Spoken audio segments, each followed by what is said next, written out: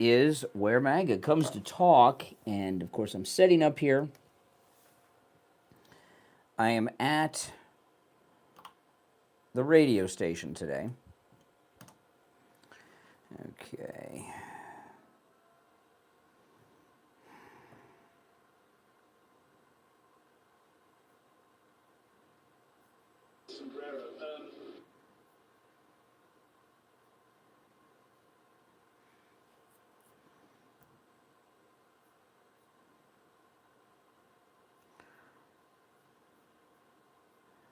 All right.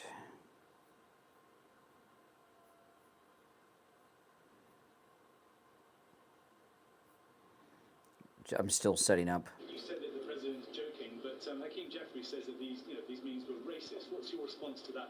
And just if I may briefly go off topic. Okay.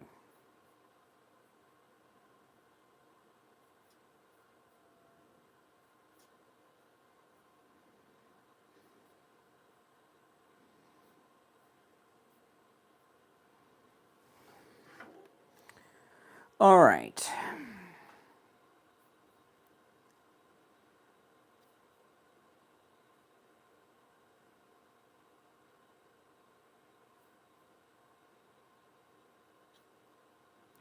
Welcome, everyone. I'm Brian. This is where MAGA comes to talk. And yes, I'm at the radio station today. So this mic is heavy, so I got to button up my shirt, I think, to hold the mic up. Let me see. I can move the mic. Hold on. Yes. Timothy McCoy, welcome. Yeah, I was live streaming on the way in this morning, and I had no idea that I had lost the feed. And I continued to talk the whole way up. That was like a 30-minute live stream. That is only 11 minutes. So these things happen. These things happen.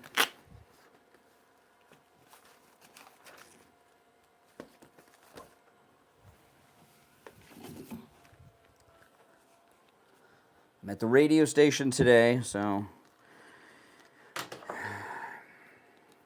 Brooklyn, welcome. Now I'm still setting up, guys. I told you. I was talking about this on the stream on the way up. It takes me about 20 minutes or more to get set up when I'm at the radio station. So I'm still not done. Almost done. When I'm using my studio at home, it takes me 5 minutes max.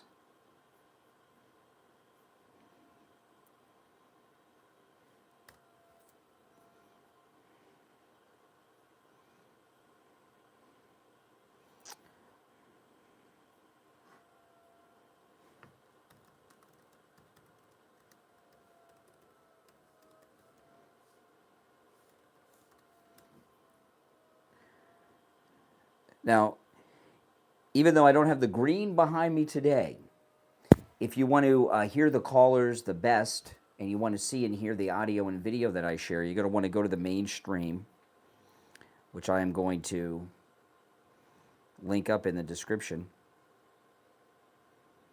in just a moment.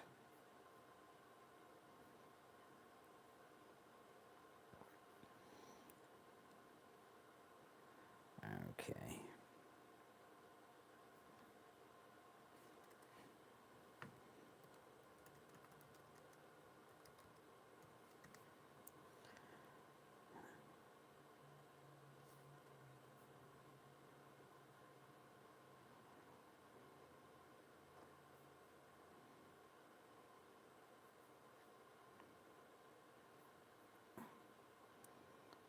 Okay.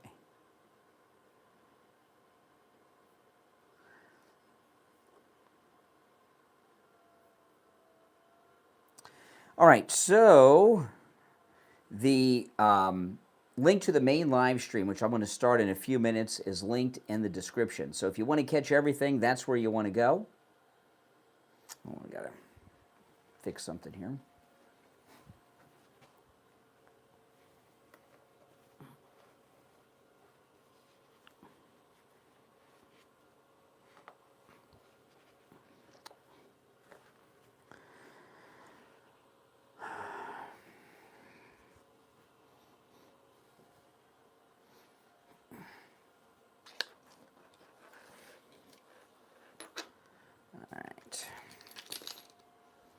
Welcome, everyone. We're good to go, but I can't take calls early when I'm at the radio station, so I don't typically start early.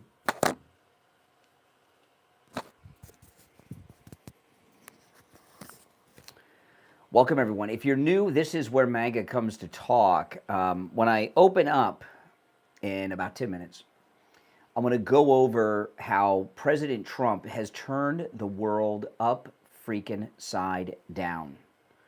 There's just no question about it. The world's been turned upside down completely by President Trump, and the Democrat Party is destroying their own party, and they're too angry with the Trump derangement syndrome to even realize it. So that's what I'm going to open up with today, and there's a lot of things to cover that I will cover, and we will take your calls. The toll-free number is in the live chat. So if you want to call in, you can call that number. I can't take calls until after the top of the hour. Mike will be here in a few minutes, and he'll come in and set up, and then after he sets up, I'll start the main live stream. But remember, the main live stream link is in the description.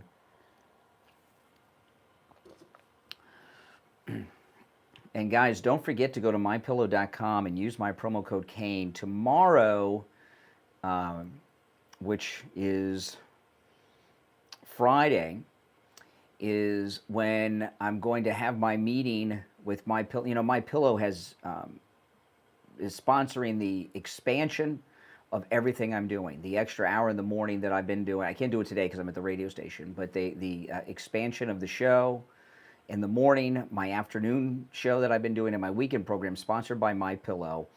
And we're just finishing up the first month.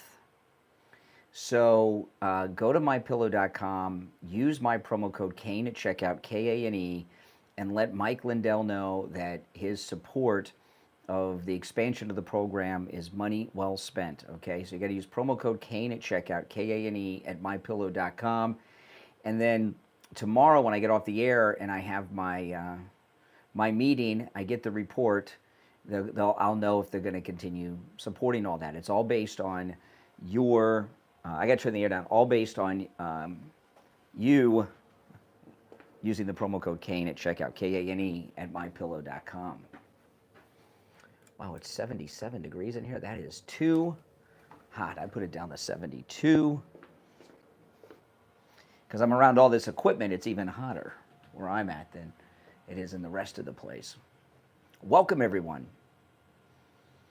JS Fascist, I know you'll Google it, but can you give me the definition of fascist and then apply that definition to an example of Trump and the MAGA movement being fascist?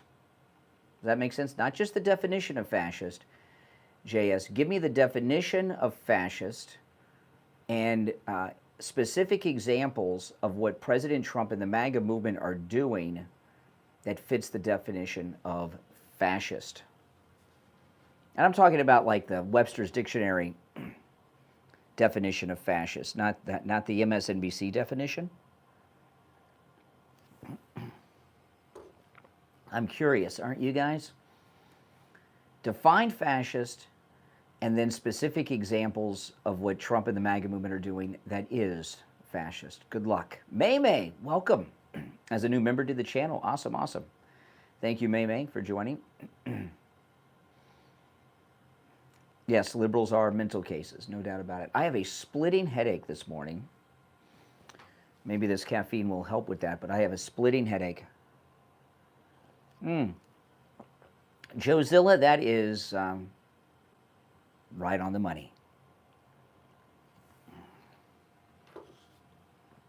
Mike's cutting it close. It's 4 minutes till the top. Welcome, welcome. This is where MAGA comes to talk. Now, the main stream is linked in the description of this video.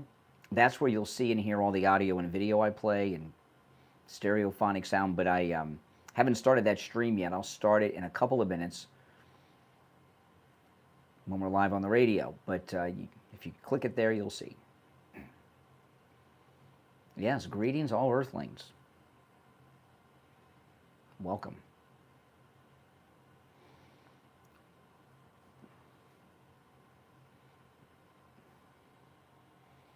I have a splitting headache. I mean, a really bad one. I hate that. Oh, here comes Mike.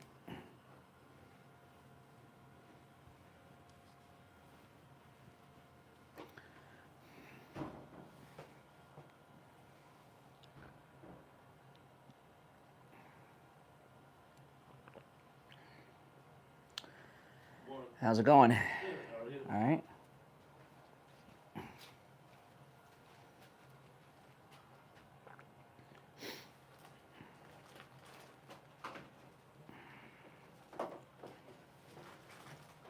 I know there's not enough space.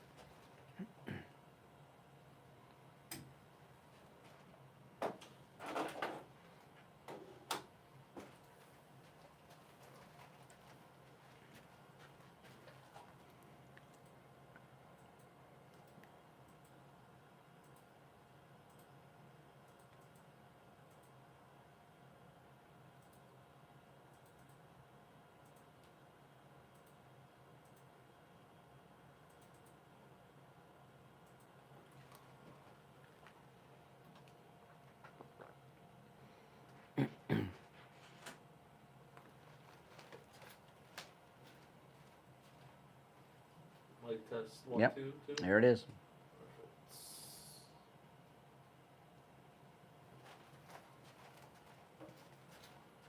Is Barry supposed to call in today? I think so. Yeah, he won't call in today. It's a big Jewish holiday. I'll put in the.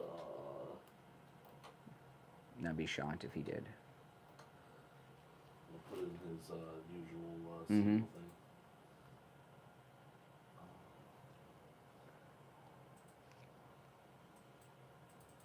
Yom Kippur, right? Mm-hmm.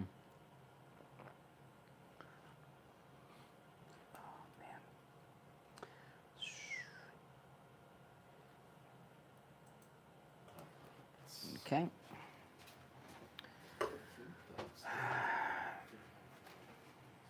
Have you heard the disclaimer for the radio station contest that Mike did? No. It is the longest disclaimer I've ever heard in my life. You play it off the air. It's like a 5-minute thing. I was listening. It's long. It seemed like it. I was listening to it this morning. You got to listen to it about who can't enter the contest. Grandparents, cousins, sisters, brothers. I couldn't believe I never heard. You got to listen to it. Maybe it's been running for a long time and I haven't heard it. I mean, I know like rules of like people can't. It's long. Age or something. Dang. It's really long. Yeah, they probably play. You know, I when I got in the car, the radio was on, so it was really early. They probably play in the middle of the night. I can see that. You know, because it's hilarious. Yeah, because they do it like in like the data center. Probably it's. It should be easy to win because so many people are not able to enter. Yeah. You should, you know. Big chance of that. Somebody at the radio station must have Like been all. gotten in something. Yeah, that's what I'm thinking. Yeah. I mean, hey, if that happens, you Mhm. really gotta be careful after. Yeah. Now I know the story behind that. Well, I don't know. There's got to be. Listen to it off the air. It aired in the 4 o'clock hour. It was, yeah, 4 a.m. hour. Yeah. Yeah. There's a disclaimer for the radio station contest. Has the longest disclaimer of who's not allowed to enter that I've ever heard in my life. It's hilarious. Okay, I'm going to start the mainstream now, guys. Spot something on the roads, call the traffic tip line. Pound Q50. Welcome to the program, everyone. My name is Brian Craig. This is where MAGA comes to talk. I'm at the radio station today with a splitting freaking headache. I mean, this is like borderline migraine headache. But the show must go on. And we got a lot to cover today. Oh, man. Now, guys, if you're watching on the long feed, remember to go to, the green's not behind me today, but if you want to see and hear all the audio and video, you want to go to the main stream, which is linked in the description, all right? Here we go. No appointment, doctor's order, or prescription is needed, and you're in and out in 15 minutes or less. They offer every lab and blood work your doctor can order. They even have drug testing and STD testing. Take control of your healthcare and visit Any Lab Test Now of Boca at Any Lab Test Now of Coral Springs. There's lots of Any Lab Test Nows around, but these are the only two advertising on our radio station. So don't use the rest. Only go to Any Lab Test Now of Boca at Any Lab Test Now of Coral Springs. And make sure you tell them you heard about them on the radio. All right, we will be live shortly. So if you want to call in, the number is toll-free, no matter where you're watching. It's pinned in the live stream.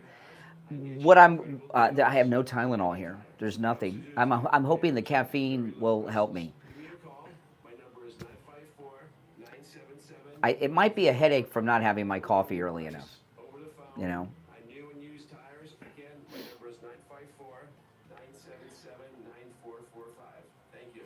Oh, here we are. All righty, welcome one and all. It's Thursday morning already. My name is Brian Craig. You are listening to Florida's longest running radio show, the Steve Kane Show on the radio, since 1977, celebrating 49 years on the radio. Okay, there's so much happening here and so much going on, and I'm going to cover a lot today and take your calls. But I want to talk about what's been going on this week, and what we're going through right now is when you talk about politics. This is one of the most historical changes in politics in our lifetimes. I'm not going to say in history, but in our lifetime. And it involving this government shutdown. And let me tell you, these government shutdowns, I know they say there hasn't been one in 7 years, but they're always threatening them. And then they usually come up with a deal with a continuing resolution, and they can't go. And government shutdowns are something that I normally do not talk about on the program because it's the same old crap. Oh, well, Meals on Wheels isn't going to get funded. This isn't going to get funded. That's not going to get funded. Blah, blah, blah, blah, blah, blah. It's very academic, very talking pointy, and all of these things. And I really don't talk about these government shutdowns when they're going on that much. Everyone else does, and it usually, today is different, but prior to this one, they're usually terminally boring to talk about with just talking points on both sides. This time is different because something has happened that has never happened before during a government shutdown.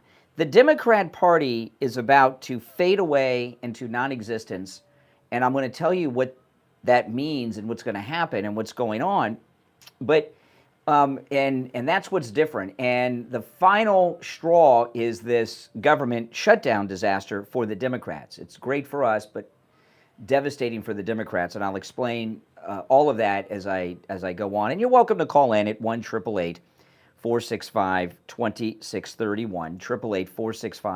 888-465-2631. See, this is the first government shutdown or build-up to a government shutdown. We're beyond it because we're in the shutdown now, but this is the first time that we've either had a government shutdown or a build-up to a government shutdown where the Republicans were on the winning side so far as the narrative. And, I talk a lot about what it was like to be a Republican before Trump came down the escalator. It sucked because we had weakling leaders who were always caving to the other side for no reason at all. And I've given many examples about it I'm not going to give any examples right now, but they always would cave. And the reason that the Republicans would cave in the past is because the Republicans always were responding to the narrative that was set by the left through the media and all of that. And what we're dealing with right now is for the very first time on one of these big policy issues in the Congress, the Republicans have set the narrative And the Democrats are responding to our narrative, which our narrative, by the way, is true, that this is all about them wanting to pay for illegals to have health insurance coverage. And there's some reasons for that that haven't been talked about too much, which I may get into in a little bit. Whenever you're responding, you're losing, right? Whenever you're responding, you're losing. And the left, you know, if you think about it, and you may have noticed this, but if you haven't, you will hear this all the time now. When liberals call me, and this has always been this way, liberals never call. I know there's always exceptions to every rule, but as a rule, when liberals call me, and it's always been this way, they never call in and make a statement about what we're discussing. What do? They ask a question. Sometimes I play along, sometimes I don't. And you know, but they start with a question, because if you're responding, the liberals are pretty stupid and deranged, but they know one thing. If they set the narrative and you're responding, they think they're winning. And you see that in the liberal callers that call me, they always have questions, right? They want to start with questions. Let me ask you this. Do you think? Do that? Right? That's what liberals do. And they have had a lot of success with that. Not our callers. I'm talking about the Democrat Party setting the narrative. And Republicans have always been losers, not just because they've been weak before Trump. They're always responding to the narrative that the Democrats are setting. And Donald Trump, before he ran for president, was the first conservative to set the narrative. The first time he did this in the political realm, I'm sure he was doing it all the time in the New York press to get things done that he wanted to get done there with the real estate and all that. But when he was the host of the Celebrity Apprentice, before he was running for president, and he started asking Obama to produce the birth certificate, and Obama eventually produced a document that he said was his birth certificate. Remember all that? That was the first time I'd seen any conservative set the narrative. And he's been doing that ever since he came down the escalator. Donald Trump has been setting the narrative. But this time, it's completely different. The narrative has been set by the Republicans in a way that it never has been. It's so bad with the Democrats that there's a political war going on right now in Washington. And it's not between Democrats and Republicans, or the left and the right, or MAGA and Democrats, or Democrats versus MAGA, or Democrats versus Trump. It's not that. The political battle that's going on right now in Washington is Democrat versus Democrat. And if you remember, in the first campaign, when Trump ran for president the first time, he would say all the time in his rally speeches, say what you want to say about the Democrats, but they always stick together. Not anymore. And this really started to happen publicly when President Trump on Monday, late in the afternoon, dropped that meme with Hakeem Jeffries and the sombrero with the mustache. And then the AI generated things that Schumer said, which were all true about, the Democrat Party and illegals and all that, and black people. It was amazing, and they've been responding ever since, because Schumer and Hakeem Jeffries. Steve and I were talking about this the other day, and it's gotten 1,000 times worse. Hakeem Jeffries and Chuck Schumer have become what is the end of a career if you're a politician. They have both become objects of public ridicule. Objects of public ridicule. Once that happens and you're a politician, you are done.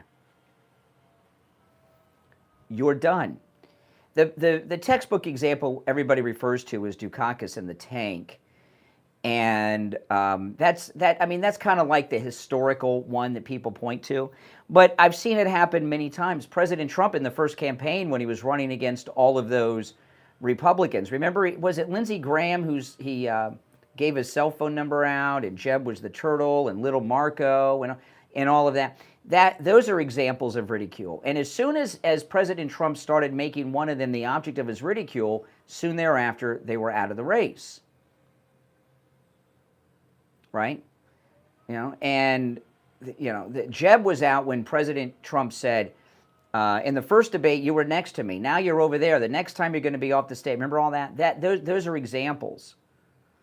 When Al Gore ran in 2000, every other day there was a thing. Same thing with John Kerry. And when anyone who's a politician, a political leader, whether they're running for office or they become a leader, and like these two jokers are, and they become an object of ridicule, that's it. I mean, it's so bad that Hakeem Jeffries, I've seen him on multiple interviews where they not only ask him about the sombrero video, in some instances on CNN, they've played it and made him watch it. And you can tell by looking at Hakeem Jeffries, he is so thrown off by this because Democrats are not accustomed to being on the receiving end, right? And they because they're not accustomed to it, they don't know how to handle it. And he's a broken man, Hakeem Jeffries. He is a broken man. When you're in public, you have to learn not to let things bother you. When I was younger, I used to. If some of you are longtime listeners, you may remember something. I'm not going to remind anybody. But, you learn, and none of these things matter. Now, people say some of the worst things you can say to a human, and I don't even, I barely even hear it. But Hakeem Jeffries isn't used to it because he's a Democrat, they have immunity, and he's a minority, which gives him double immunity. And Schumer, what his problem is AOC. AOC is coming after him in the primary. In fact, she dropped a video yesterday, even though the government shut down because they need a 60-vote majority in the Senate to avoid the filibuster. They have all these rules in the Senate that are just stupid. It should be 51 on everything, but it's not. And she is offering to head up the Senate negotiations for the Democrats. And she's in the House. So there's a lot of fractioning going on in the Democrat Party, which is new, never happened before, not like this. And there's infighting at a level we've never had.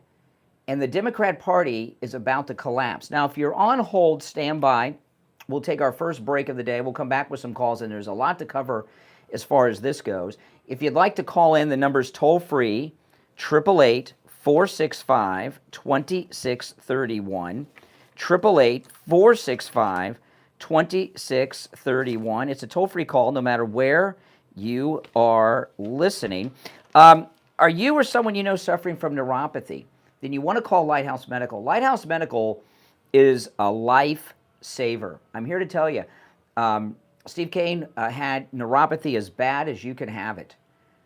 And he wasn't going to go on, we had a cruise coming up. He wasn't going to be able to go on the cruise. He's like, how can I go on a cruise? I can't get out of bed. And I found Lighthouse Medical. I wasn't thinking about them being an advertiser on the program. I just wanted Steve to make the cruise. And they rid him of his neuropathy symptoms. And over 3 years later, they haven't returned. And they can help you no matter where you're located in the United States. You don't have to be. You don't have to go to the office in person in Pompano. Now, if you can, you should. But if you can't, that's okay. Give them a call and say bye-bye to your neuropathy. All right, it works. It's really amazing. I was in shock when Steve had. I always forget if he had his treatment on a Thursday or a Friday. I think he had it on a Thursday. No, he had it on a Friday. I remember. He had his first neuropathy treatment at Lighthouse Medical on a Friday. He took the day off, and I didn't hear from him all day. And I'm like, what's going on? And I called him Saturday morning. I said, I didn't hear. I said, how's it going? He's like, the neuropathy symptoms, they're going away already. The next day, he was seeing relief. It's a free consultation. If you mention you heard about them on the Steve Kane Show, 754-222-6642. 754-222-6642. 754-222-6642. And online, lighthousemedicalcenter.com. We'll be right back.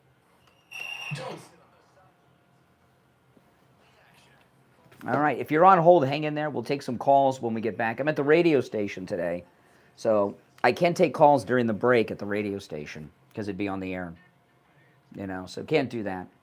My headache's a little better. Maybe it's the caffeine.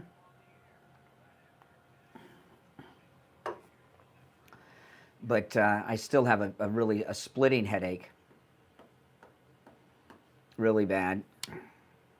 You know, I lost a couple more pounds. I don't know, can you guys see it in my face? I lost a couple more pounds. Because, you know why? Because holidays are coming up.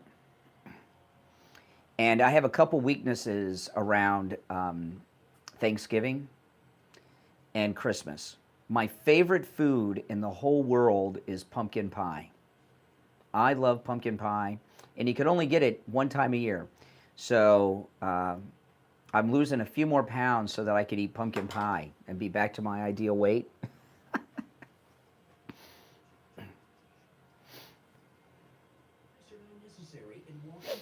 I did cry when Charlie Kirk died, absolutely. I cried when Trump got shot, and I cried when that Democrat assassinated Charlie Kirk, absolutely. I still can't believe it. Mm-hmm. If you're on hold, hang in there, guys. Here's Steve right now. Numbness, pain, burning, tingling in my hands and feet, muscle weakness, loss of balance, muscle twitching have all but disappeared. Say goodbye to your neuropathy symptoms. Call Lighthouse Medical Center for a free consultation. 754-222-6642. Brian here. I'm in studio with Joe Thomas. Joe, you were telling me about bonus annuities. What's a bonus annuity and how do they work? So it's an annuity that gives you an upfront amount of money. For every dollar you put in, they're going to bonus you, say, 10% upfront. And that money is given to you instantly, put into your account, and put there for a later day when you want income or you want to take interest out. So if I put $50,000 into an annuity, I'm going to make $5,000 before I leave your office? Exactly. Now it comes with conditions, right? You have to keep the annuity in place for a certain amount of years. You have to take income, or you have to take interest out at some point in the future. We explain all that in detail when you sit down with us. That sounds amazing. 10% on your money before you even get back in your car. Give Joe Thomas a call. It's All right, we're no coming charge back. Consultation 561-743-0999. If you're on hold, hang in there. 561-743-0999 and online JupiterJoe.com. Now back to the Steve Kane Show with Brian Craig. Listen in the Palm Beaches on 95.9 FM. The Treasure Coast on 106.9 FM. Hear us in Boca on 95.3 FM. Fort Lauderdale on 96.9 FM. And anywhere in the world at True Oldies. All right, we're back. That's the first time I heard that commercial. That's the commercial you recorded that commercial with Jupiter Joe Thomas and me. Mike recorded that, was that last week in the studio, and it came out perfectly, and totally unscripted, recorded commercial, came out perfectly. All right, if you're on hold, hang in there. 1-888-465-2631 is the number. You're on the air. What's your name? Where are you calling from? Hey, my name is Chris. I'm from Detroit, Michigan. I'm one of those dirty liberals. Well, I'm not a liberal. I'm a leftist, but I figured I'd call in. And so you're a leftist and you don't bathe? You're dirty? Why don't you bathe? Yeah, no, I bathe. I just wanted to talk about the government shutdown. I think your analysis is spot on. Chuck Schumer is a loser. Hakeem Jeffries has the charisma of a wet paper bag, and I think the messaging for the Democrats is terrible. You know what your problem with Hakeem Jeffries is? He's a DEI hire. You know, because he's not white, and I get, is he Muslim? He has a Muslim sounding name, so a couple check marks and boom, he's your leader, leading you to doom. But let me ask you this: you're a grown man, right? Like, how old are you? I'm 35. Why is a 35-year-old man not a Trump supporter in 2025? I'm curious. Yeah, I mean, I think like part of what you just said about Hakeem Jeffries. Now, I agree that he is not qualified for the job, but I think like alluding to him being hired as, you know, because he's a Muslim or whatever, that kind of, I'm African American, by the way, and that kind of talk just makes me feel uncomfortable. Oh, well, makes you feel uncomfortable? That's a very feminine thing to say. Real men don't feel uncomfortable. Yeah, I I guess the lesser. Did you were your parents married? Did you grow up in a 2-parent household? Yes, I did. And you use feminine phrase like that? You don't like the way it feels? I don't know where you're going on that. Well, what's happened? Yeah, go ahead. I think like, to be honest, I think I just want to talk the strategy. I think that the Democrats are absolutely, I don't want to curse on your show, are just messing this up completely. I think a better time if they wanted to do a shutdown would have been the first continuing resolution. Let me ask you, what is, keep this to Trump's second term, just his second term, okay? What has Trump done in his second term that a grown man would not think is a good thing for America? Yeah, I think like the tariffs are a perfect example. I mean, let me just say my point. If you look at the soy sales for soy farmers, last year they sold $20 billion worth of soy to China.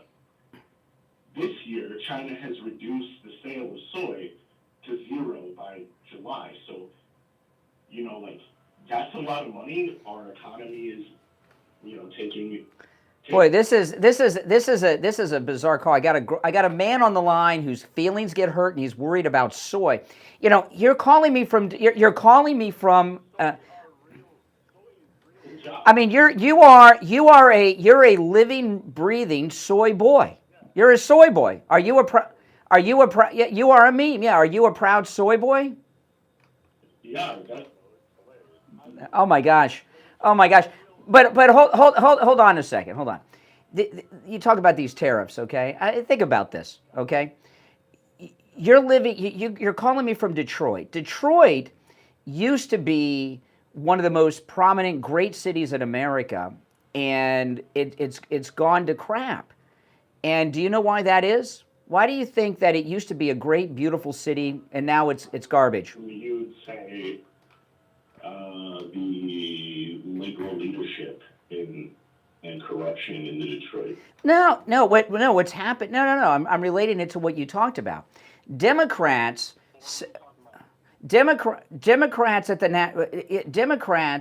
at the national party level, okay, because of they're selling out of America to these other world.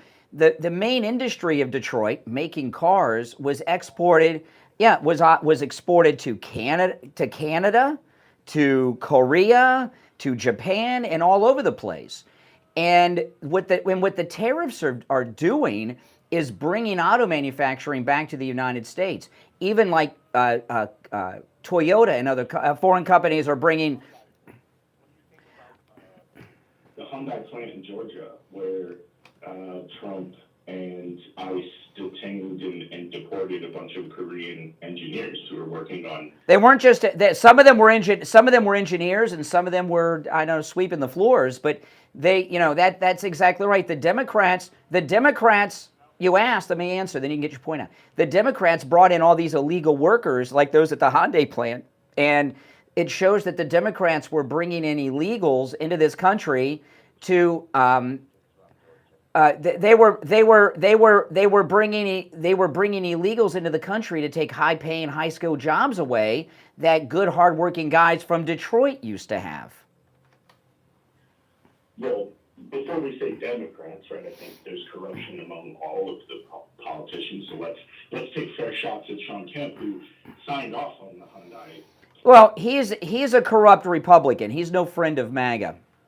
But furthermore, those 500 or so illegals from Korea, they were there to get the plant started. I mean, this plant would. So what? We have people here that can do it.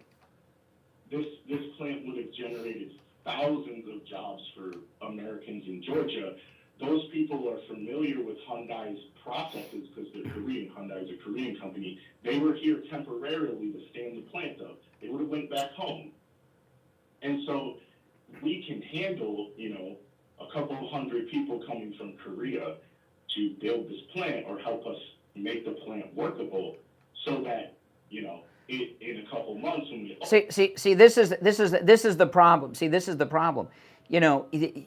you're okay with illegals coming to the country taking six-figure jobs away from Americans because they didn't go through the proper process to get work documentation to work here.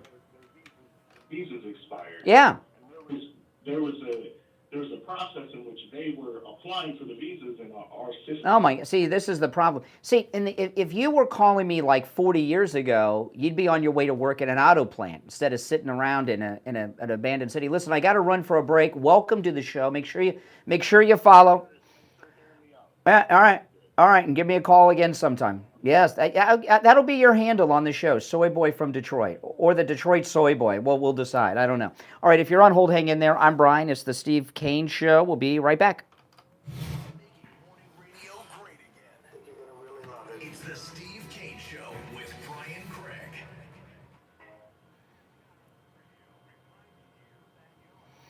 Oh, man.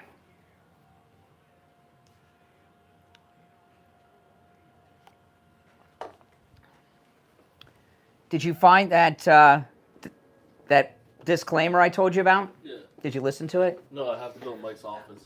There was a commercial I recorded last week for Mike. I don't know if you've heard it. It's about a Charlie Kirk memorial. Have you heard it run? I haven't heard it run. Oh, okay. I haven't either. I didn't know where it was running. They just sent me a copy to record it, and it was for, I know who it was for, the company it was for, but I hadn't heard it.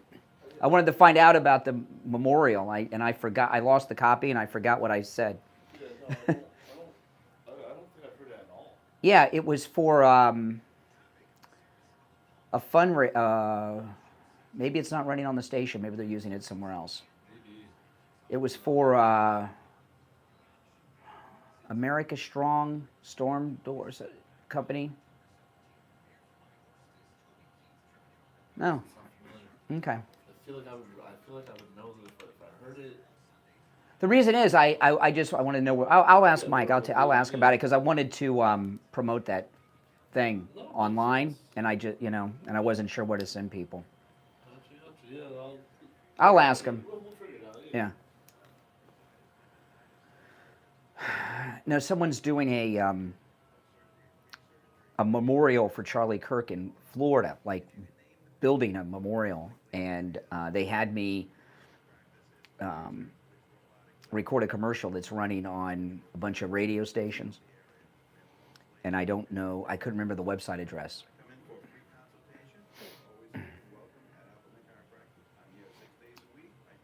If you're new, make sure you subscribe. Yeah, this is our bottom of the hour break. My headache is so bad. I know you probably wouldn't know it if I didn't mention it, but it's on a scale of 1 to 10, I'd say it's about a 6 or a 7. And yeah, it's about a 6 or 7.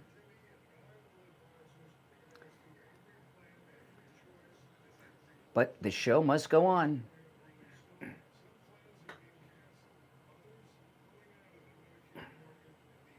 A 6 or 7, yeah.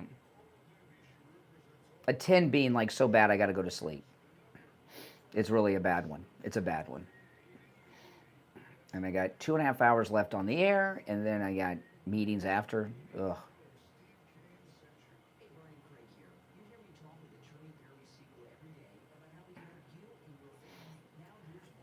That's. So during some of the breaks, I got to take it easy today, because it's one of those headaches that it's like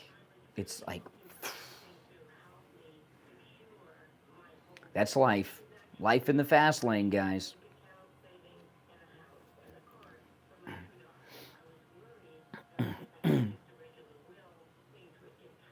Oh.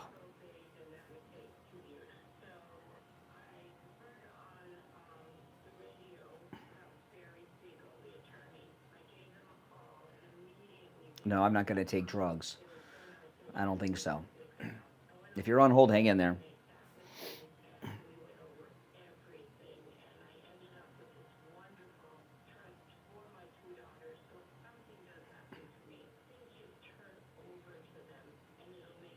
No, the show's got to go on. I have no Tylenol, nothing with me. If I was home, I would just take Tylenol. But I don't have anything here. I'm hoping the caffeine would help. Maybe it's helped a little bit. It's not as bad as it was about half an hour ago. Sometimes that caffeine can help with a headache. All right, we're coming back. 3782 and online, SiegelLawGroup.com. Now, back to the Steve Kane Show with Brian Craig, celebrating 49 years on the air. All righty, we're back. I'm Brian, the Steve Kane Show. All right, you're on the air. What's your name? Where are you calling from? My name is Jonathan. Oh, here we go. Yes, Jonathan, go ahead. Oh, my goodness. Yes, what's up? Turn down the volume in the background, and then you can ask your question that I'm probably going to have to dump. Did you check to make sure the delay's on mine? Yeah, okay. All right, what's with this heavy breathing? What are you, like a phone sex operator? Come on. All right, what's your question? See what I mean about the liberals? Are you worried that my voice is aberrant? My question is, why are you defending someone who's likely implicated on the Epstein files? Why are you so dead set on protecting this man? I don't know who you're referencing. Oh, you know, and I both know. No, I have no idea. Oh, come on now. They were in photos together. Mm-hmm. Friends. You know, yeah. No, none of that's true. Nope, not pen pals. Really? Oh, really?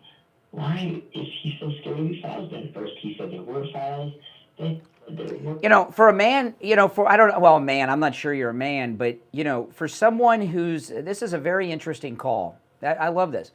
You're calling another man's bravery, you're a guy, right? You're calling another man's bravery into question, and you're talking in this weird voice to kind of disguise your identity and everything. It sounds like you're the one who needs to butch up a little bit. All right, take care. I'd thank you for the call, but if I did that, I'd be lying, and I don't want to lie even to losers like that. All right, so I wanted to, some of the things that are going on here. So let me finish up with what I was telling you about the end of the Democrat Party. See, what's happening with the Democrat Party right now is this entire budget battle has nothing to do about Democrat versus Republican, Trump, MAGA versus liberals. What it's about is an internal struggle inside the Democrat Party. Okay, and people have talked a little bit about AOC is moving to primary Schumer. She wants that Senate seat. And what's happened here is the Democrat Party, I keep seeing these Democrats on X commenting about the insurance for the illegals, and there's hardly a natural-born American among them. Now, I understand AOC's a natural-born American and all that stuff. I'm not talking about her, but a lot of other ones. And a lot of them are radical lunatics.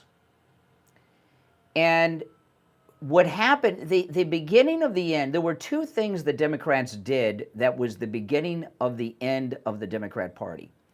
The first one was Bernie Sanders, when he was running in the Democrat primaries. People forget this, right? When he was running in the Democrat primaries, I guess it had to be 08. It had to be 08.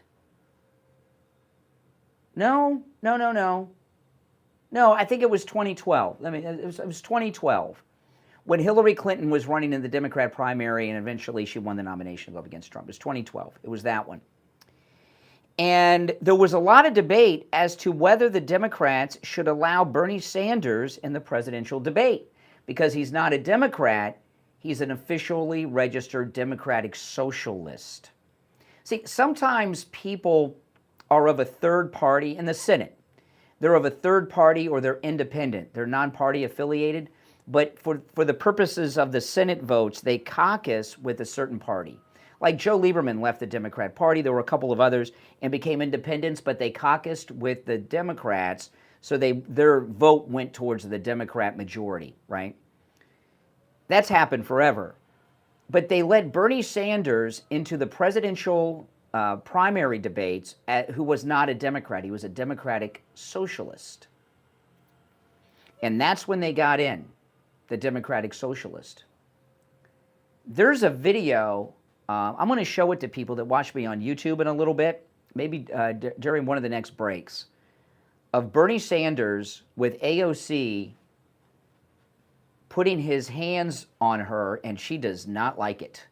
I'm going to share that video coming up in just a bit. You won't want to. If you guys watch me on YouTube, you'll be able to see it. But when they let him in as a Democratic socialist, that was the beginning of the end for the Democrats. And then we ended up, and then the next nail in the coffin of the Democrat Party was the Squad, where they're all Democratic socialists. And now they have a Democratic socialist who just won the Democrat nomination for mayor of New York City, Zohan. And these Democratic socialists are trying to destroy the Democrat Party. See, back in 2010, when the Tea Party was around, the Republican Party the establishment was actively working to defeat the Tea Party Republicans in congressional races, just like the Republican establishment was working to defeat President Trump in his first 2 presidential elections. By this one, they gave up. And we talked about this at the time. The party establishment would rather lose the election than lose control of the party. So right now, the Democratic Socialists, which are led by Bernie Sanders, AOC, and if Zohan wins the mayor's race in New York, he'll be number 3. But the Democratic Socialists aren't trying to win anything. They don't want the budget battle resolved because they know that the mainstream Democrat Party of Hakeem Jeffries and Schumer are going to get the blame for it. The Democratic Socialists are trying to take over the party totally and push all these old people out. And the Democrat Party is about to collapse. And what's going to happen, and it may collapse after the midterms, because these AOC and Bernie Sanders people, they want to lose the midterm elections. I know that seems crazy. They want to lose the midterm elections so they can come in as the saviors, the Democratic Socialist. That's what's going on here. And the Democrat Party, when it collapses, they very well may officially, if Zohan wins the mayor's race in New York, and the Democrats lose seats in the House and the Senate in the midterms and don't gain, and there's a larger MAGA Republican majority, they may actually change the name of the Democrat Party to the Democratic Socialist Party, which really is a front for communism. You know, McCarthy was right. We're being taken over by communists, and they are communist. Don't be fooled that Bernie Sanders and AOC and many of the Squad are multimillionaires. If you went to the Soviet Union or Cuba, you know, all the party leaders live like millionaires, even in the Soviet Union in those days, okay? They're never living in poverty. They just want everybody else to be in poverty. So that's what's happening here. The Democratic Socialists are trying to lose this budget battle. They're going to work to try to lose the midterms, except their own individual seats. And we're going to get a new political party, which is something I never thought we would see, the Democratic Socialist Party. And the Democrats did this to themselves because they're always trying to do outreach to new groups. So they let Bernie Sanders in that debate, that Democrat primary debate, as a Democratic Socialist. And people forget it was a big thing. Should he even be allowed? He's not a Democrat. He's a Democrat Socialist. He's in the wrong primary. He needs to run in the Democrat Socialist candidate primary. But they wanted those Democrat Socialist votes. See, Democrats don't think too much. You say this all the time. You know, it's a very known thing. They're all about feelings, about emotions, and all of that. And all they can think about is immediate satisfaction. And they wanted those Democrat Socialist votes. And now the activists and lunatics have taken over their party and are purposely wrecking it so they can take it over. And it's actually it's a double-edged sword, because it's a good thing in so many ways, but if they're successful and take over the party, we're going to have a communist party parading themselves around as the Democratic Socialist Party. And that's exactly what is going on here. And it's as plain as day to see. Now, if you'd like to call in, our number's toll-free, 888-465-2631. You're on the air. What's your name? Where are you calling from? Can you hear me? Yeah. Hey, Josh, what's up? Hey, I've been subscribed to you for over a year, man. I have to ask you, what's so bad about being Democrat socialist? Like, Zoran Mamdani wants to make free buses, and he wants to have cheaper groceries. He wants to, help the union workers and working class people in New York City. Is that bad or good? Before I will answer your question, but I gotta first ask: Are you kidding me or are you serious? I'm not. I am. Okay, I am a Republican, but I lived in New York City. Just hear me out. I lived in New York City for 15 years. I don't live there no more. I moved out. But I know how. I worked in New York City. I lived there. I used transportation. It's bad. Like I'm telling you. Yeah. Okay. All right. I mean, let me answer your question. Okay.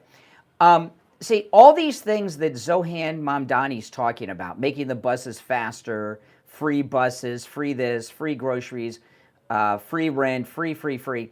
It's not about any of that. He's running. He has one major agenda. What do you think that is? He has one major agenda. It's not about any of this free stuff you talked about. What do you think his real reason for running for mayor of New York City is?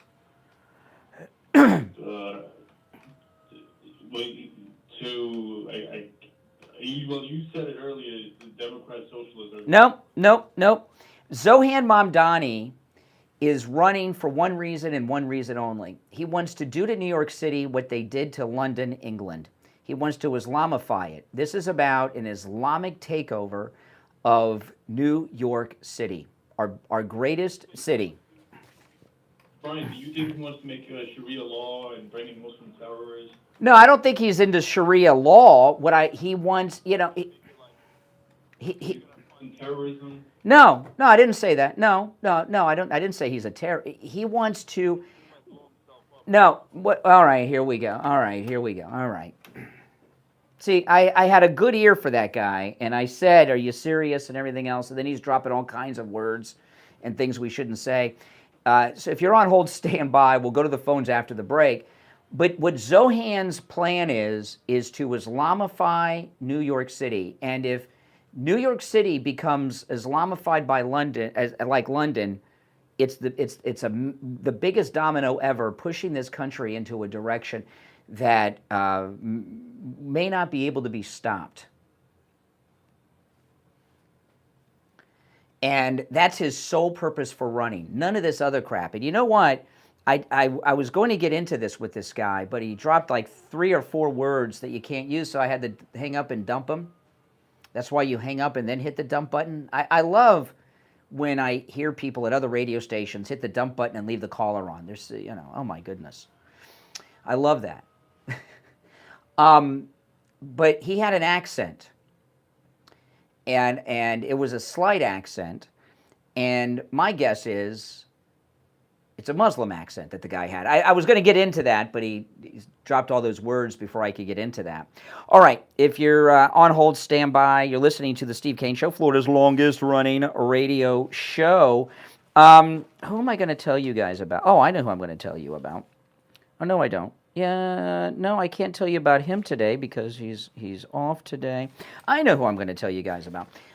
If you're watching online, I'll just tell you this real quick. I've lost a few more pounds, and you can see it in my face. I've lost some more weight, and I did that on purpose with Coastal Weight Loss Secret. And you know why? Because we're in October now, and I have this time of year, because we've got Thanksgiving coming up, then we've got Christmas, right? And my favorite food in the whole world is really mainly only available this time of year, and that is pumpkin pie. I could live off of pumpkin pie. So I did a little preemptive weight loss. I lost some more weight thanks to Coastal Weight Loss Secret, so that when I get to the pumpkin pie coming up in a few weeks, I can eat the pumpkin pie and get back to my ideal weight, which is a few pounds. This is the lightest I have been. Right now, my weight is the lightest I have been since I was 20 years old. Isn't that nuts? That's absolutely amazing. And, you know, the thing with Coastal Weight Loss Secret, it's so easy because I can eat foods I normally want. But the problem with the pumpkin pie, I don't have just a piece. I eat the whole pie, okay? I eat the whole pie. I love it. And no whipped cream, just plain pumpkin pie, refrigerated. I don't eat one. I eat the whole pie. I bring home a pumpkin pie, it'll be gone by the morning, okay? That's it. Hey, it's only once a year. You only get it this time of year. They don't even have it yet at Publix. But anyway, you can eat foods you normally would eat, no exercise, no shots, no injections, no medications, and it's so easy. That's why the maintaining phase is so easy, because there's no major lifestyle changes. If I had to exercise and starve myself and all that, I'd have gained the weight back. Not only have I gained nothing back, I just decided a little while ago I wanted to lose some more weight, and I did it, on a dime. Give them a call and schedule your free consultation. 561-247-6300, 561-247-6300, and online, coastalweightlossecret.com. We'll be right back. A cold, hard truth. Delivered morning 6 to 9 right here on The Steve Kane Show. Imagine a world where all your smart devices work together seamlessly in one simple ecosystem. Introducing the Sloman Shield Link. With Sloman Shield Link, transform your home into a truly intelligent smart home experience. Control your lights, heating, and cooling. Doors locked, cameras, TVs, just about anything in your home. Life is busy, and daily stresses add up. But with the Sloman Shield Link, your home tech works in harmony, making life more convenient, safe, and enjoyable. Imagine pulling into your driveway, and with one tap, your home welcomes you. Lights on, doors unlocked, only to hear your favorite music. A true smart home isn't just about gadgets, it's about comfort and security. With Sloman Shield, enjoy a full integration of home security and automation. Oh man, this headache is just rough. It's a bad one. Embrace the future of home living with Sloman Shield Link. Don't you hate it when you buy something online? It's a bad one. With a huge shipping charge at checkout, not at mypillow.com. Right now, enjoy free shipping on all orders of $100 or more when you use the promo code KANE, K-A-N-E, at checkout at mypillow.com. This is your chance to stock up on unbeatable deals on everything soft sheets, cozy slippers, plush bathrooms, mattresses, mattress toppers, and beds. It's free shipping on all orders, $100 or more. Order now at mypillow.com and use the promo code KANE, K-A-N-E, for free shipping. Now, you can see it on my face where I've lost a few more pounds. This Saturday at 7 a.m. I'll be interviewing top leaders in the South Florida community. This is Mark Laporta, the son of Tom Laporta and proud second-generation owner of Laporta Roofing. As a military veteran who served in the Army after 9/11, I've brought the same dedication and discipline to our family business. At Laporta Roofing, we've been serving our community for nearly 4 decades, and we're committed to continuing that legacy of excellence. Our team specializes in all types of roofing systems, from shingles to tile, slate, metal, and flat roofs. We're the go-to experts for single-family homes, HOA communities, and condo associations. What sets us apart is our unwavering commitment to customer satisfaction. I've personally implemented systems. We'll be back shortly. It's the last commercial. Service and workmanship. Don't miss out on our limited time offer for a free roof inspection. Call us at 954-604-4602 or visit us at laportaroofing.com. Trust the experts who have been protecting homes like yours for generations. Again, that number is 954-604-4602.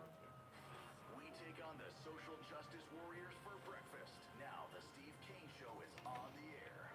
All righty, we're back. I'm Brian, the Steve Kane Show. Okay, so Elon Musk, who, by the way, the richest man who's ever lived, his new net worth is $500 billion. Nobody has ever been worth that much. $500 billion. I just saw that today.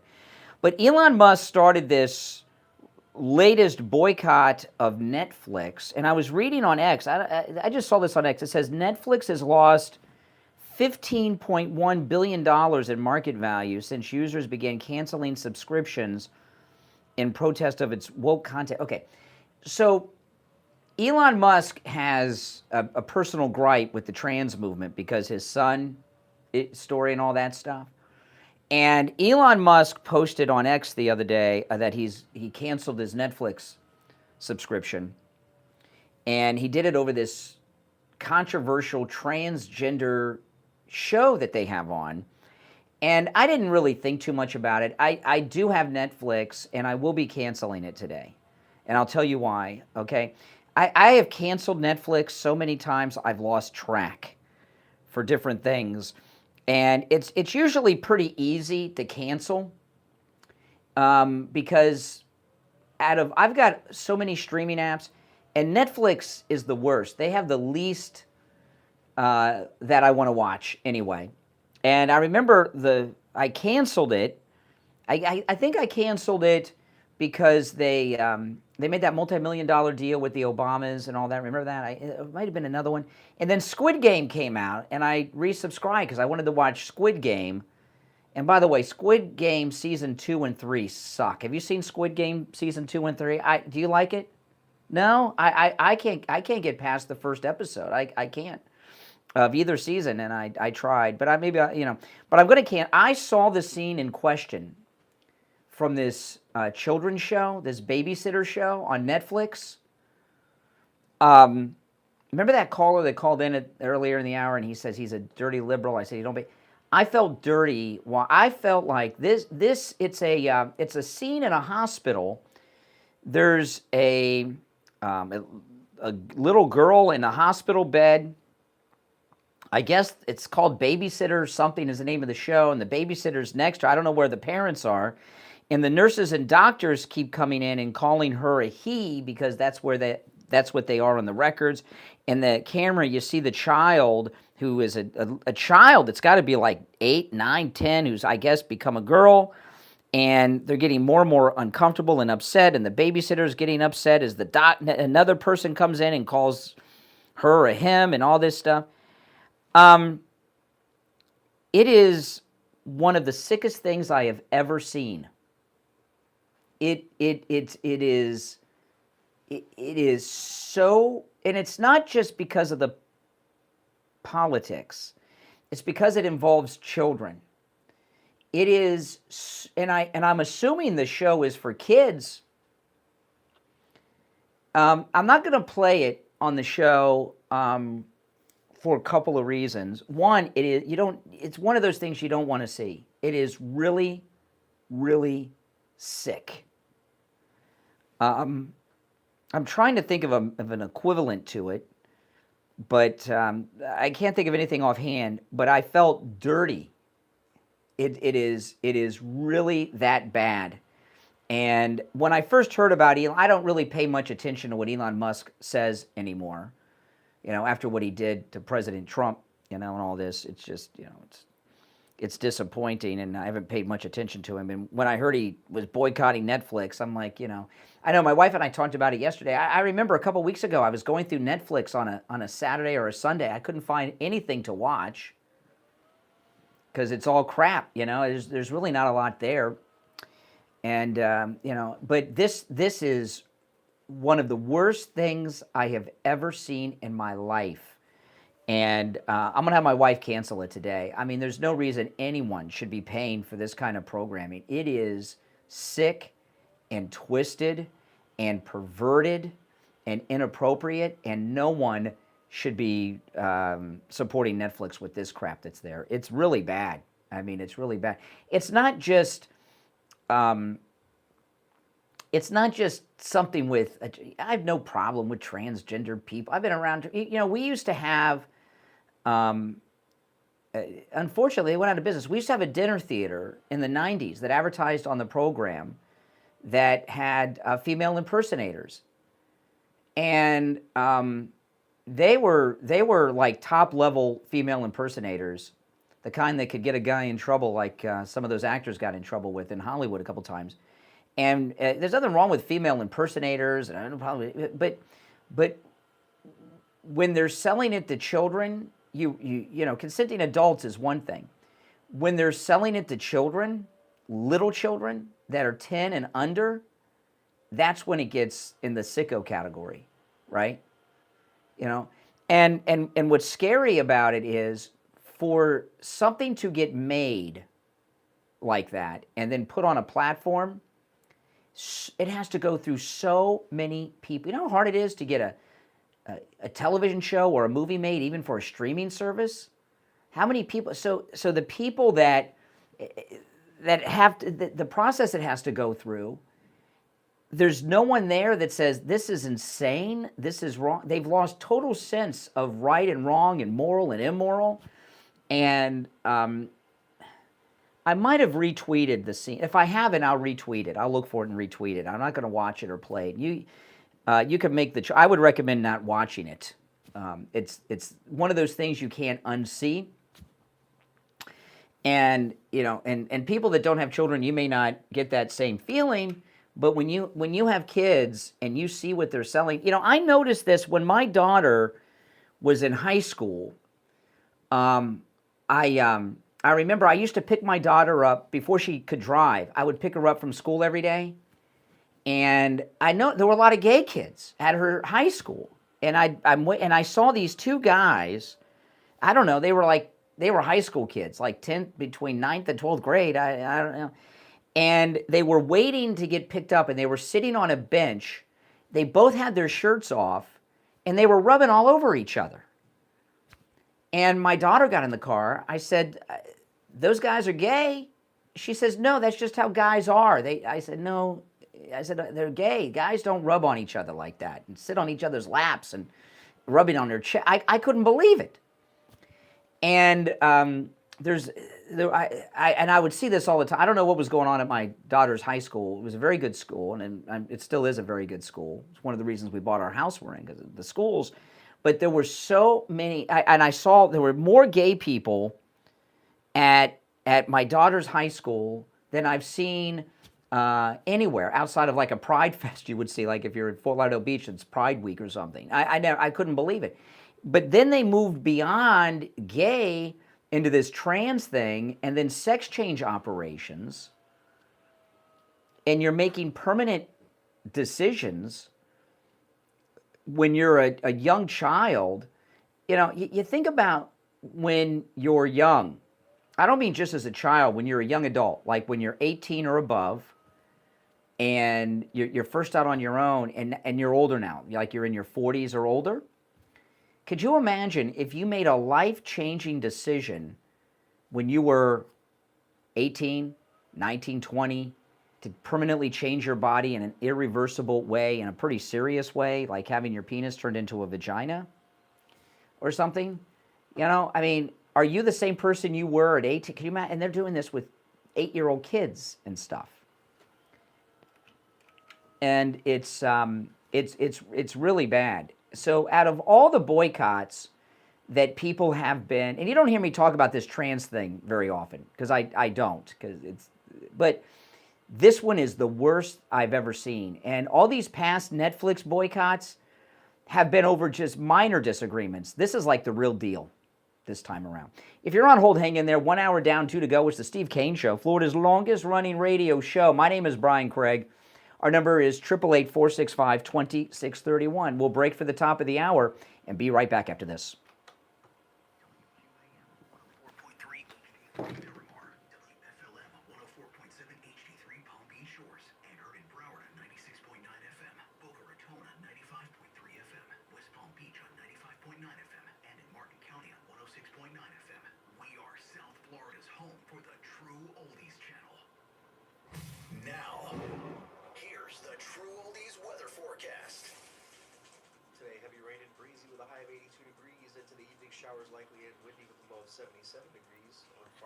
I'm not going to play the clip, but I'll show you. This is on my X. Oh, hold on, I got to find it again. Hold on, let me pull it back up. On the turnpike southbound, as you're approaching Indiantown Road, watch for emergency vehicles on the scene of the crash. There's a broken down vehicle on the turnpike southbound at Glades Road. Spot something on the roads, call the... Okay, yeah, this is it right here. It's called The Babysitter's Club on Netflix. And you see the nurse calls, see there, these are the kids. See how young they are? So the nurse is calling her a boy. See how young the child is? That's the child. Born a boy, now a girl. Then the doctor calls in, calls her a boy. Look at the look on their face. That's the babysitter. And it's too much.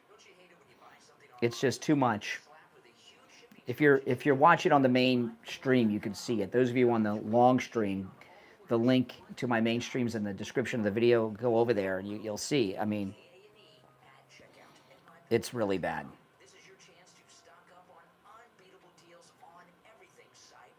It's really bad.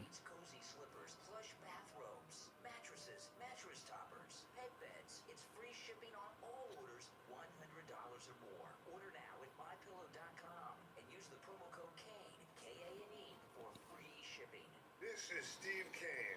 Medicare can be confusing. That's why each year at this time, we call Debbie and I will advisors to guide us through every plan, every choice. It's bad. And that's not my normal issue that I talk about, because I've always thought it was so bizarre that it would, on its own, fade away, but that's just not the case. She represents all the major national companies. The number 954-753-8080. That's 954. All right, we're coming back. 753-8080. Tell her Steve Kane sent you. On the air since 1977, it's the Steve Kane Show with Brian Craig. All right, we are back. I'm Brian. If you're on hold, stand by. There's 2 openings on the board at 1-888-465-2631. I was just showing people during the break that scene I was talking about. It is so over the line. I mean, it's really dirty. Is a way to feel after you. Well, it's really bad. All right, let's go. You're on the air. What's your name? Where are you calling from? Hi, good morning, Brian. Chris from Pamela. Hey, Chris.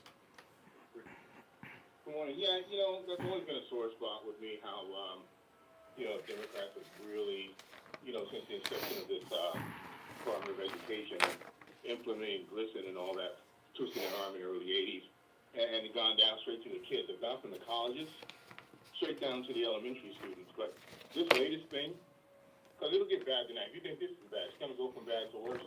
And as if you think that can't happen, but that's the trend.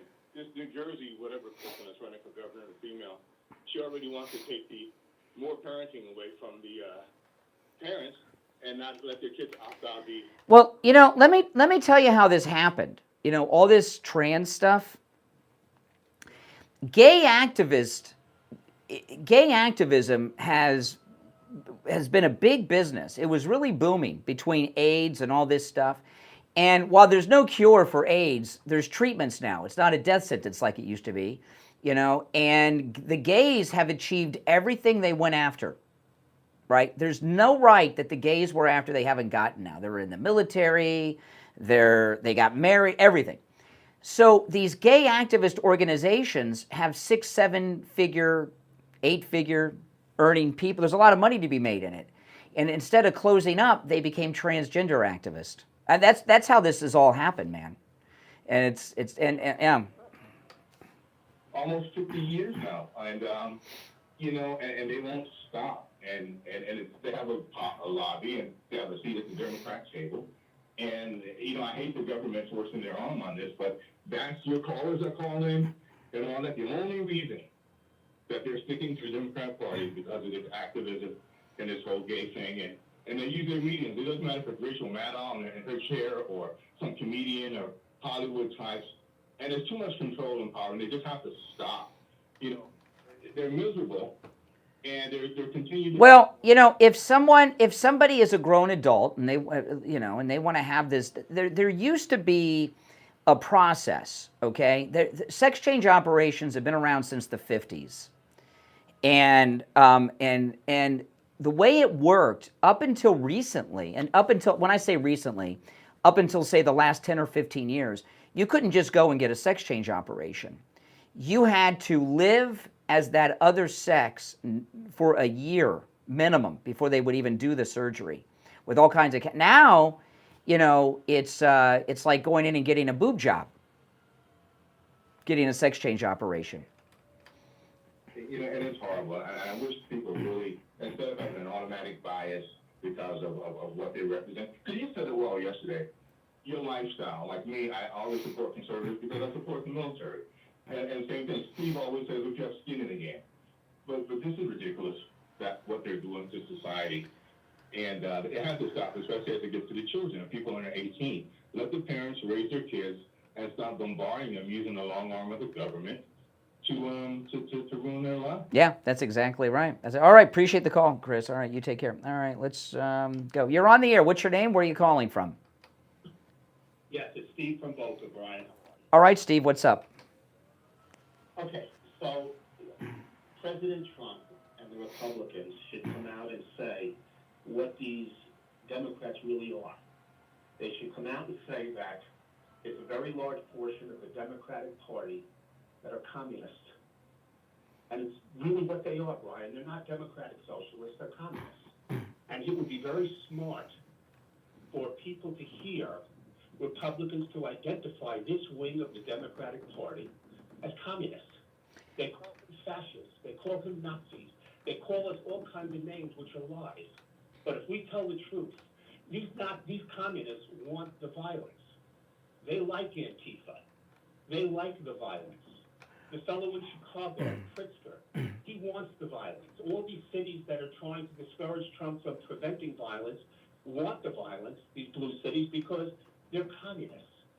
The thing, it's before you move on to number two, yesterday I had I don't know if you heard the call yesterday from the guy that from San Francisco that I was talking to about his gay stuff.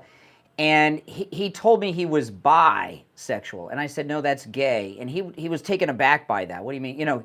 He's uncomfortable being gay, so he calls himself bi, And these democratic socialists, AOC and Bernie Sanders have no problem being communist, but they know that even the left-wing American people en masse would not support an open communist. So they came up with this democratic socialist thing, which is more palatable to liberals than being a communist. So you're right. If we would properly define them as what they are, it would go a long way. You're not helping. There's a second point I want to make, and I'll be brief, but you're not helping our case by even mentioning the word democratic socialist, because it's a lie. It's not what they are. And we have to be accurate about what they are and take this seriously, because this is a huge threat. They wanted to put Trump in jail. They put all of his supporters, his legal people, Clark, all of them, Giuliani. Look what these are communists, and these are the actions of communists. The last point, and so please don't use the word democratic socialist. Start saying communists, because that's what they are. And anybody that listens to your station, which many of them do, they should start to do this. The second point is this, please, for people like Renee. Martin Luther King is entitled to have a celebratory birthday in this country. It's a holiday. But the one man that the black people do not celebrate and should celebrate is the one man that took a bullet in the head for all black people, and that's Abraham Lincoln. I don't hear enough black people coming out and saying Abraham Lincoln was a wonderful man. We all celebrate MLK, and he should be celebrated. He was a very good man. But the guy that really did more for black people in this country was Abraham Lincoln. And I think you don't hear Renee once say Abraham. Yeah. And he used to have his own day, but they took it away and made it President's Day with Washington. All right, you make some good points. All right, appreciate the call. Take care. All right, let's go. You're on the air. What's your name? Where are you calling from? Good morning, Conservative Doug. Oh, hey, Doug. The first thing I'd like to say is these doctors who mutilate these children, I've been saying for a long time, they should have their license revoked, because these guys are doing things that are unacceptable to me, and I think most people, but yet they keep doing it because, like I was just saying to somebody yesterday, people will do anything for money. People are murderers because they get paid sometimes to be murdered. So these people, well, what's happened is a lot of doctors used to do. There's not as much cosmetic surgery as there used to be. Practices. There used to be a lot more. And there's also, because things change. Like there used to be a lot of hair transplant doctors. There aren't too many anymore. Because the bald look came into fact. So a lot of doctors that are very liberal, right? Abortions dried up, by the way, because there's not as many abortions because of the overturning of Roe v. Wade. Those types of doctors that would do abortions and stuff, they've gotten into what they consider to be a cosmetic business, which is sex change operations, right? And that's it. I mean, the doctors that used to do abortions are now doing this. The type of person, the type of doctor is what I mean. It's one thing when you're an adult, and I think you're right, that's the way it used to be. There should be some counseling before you get even as an adult. But to do it to a child, and if it was in California and other places, they want to be. You know, I remember there used to be, how things have changed, right? When there used to be controversies, and there were crazy stories of parents who would take their high school daughters to get breast implants. Why would you? And that used to be, and that, by the way, it's wrong to do that.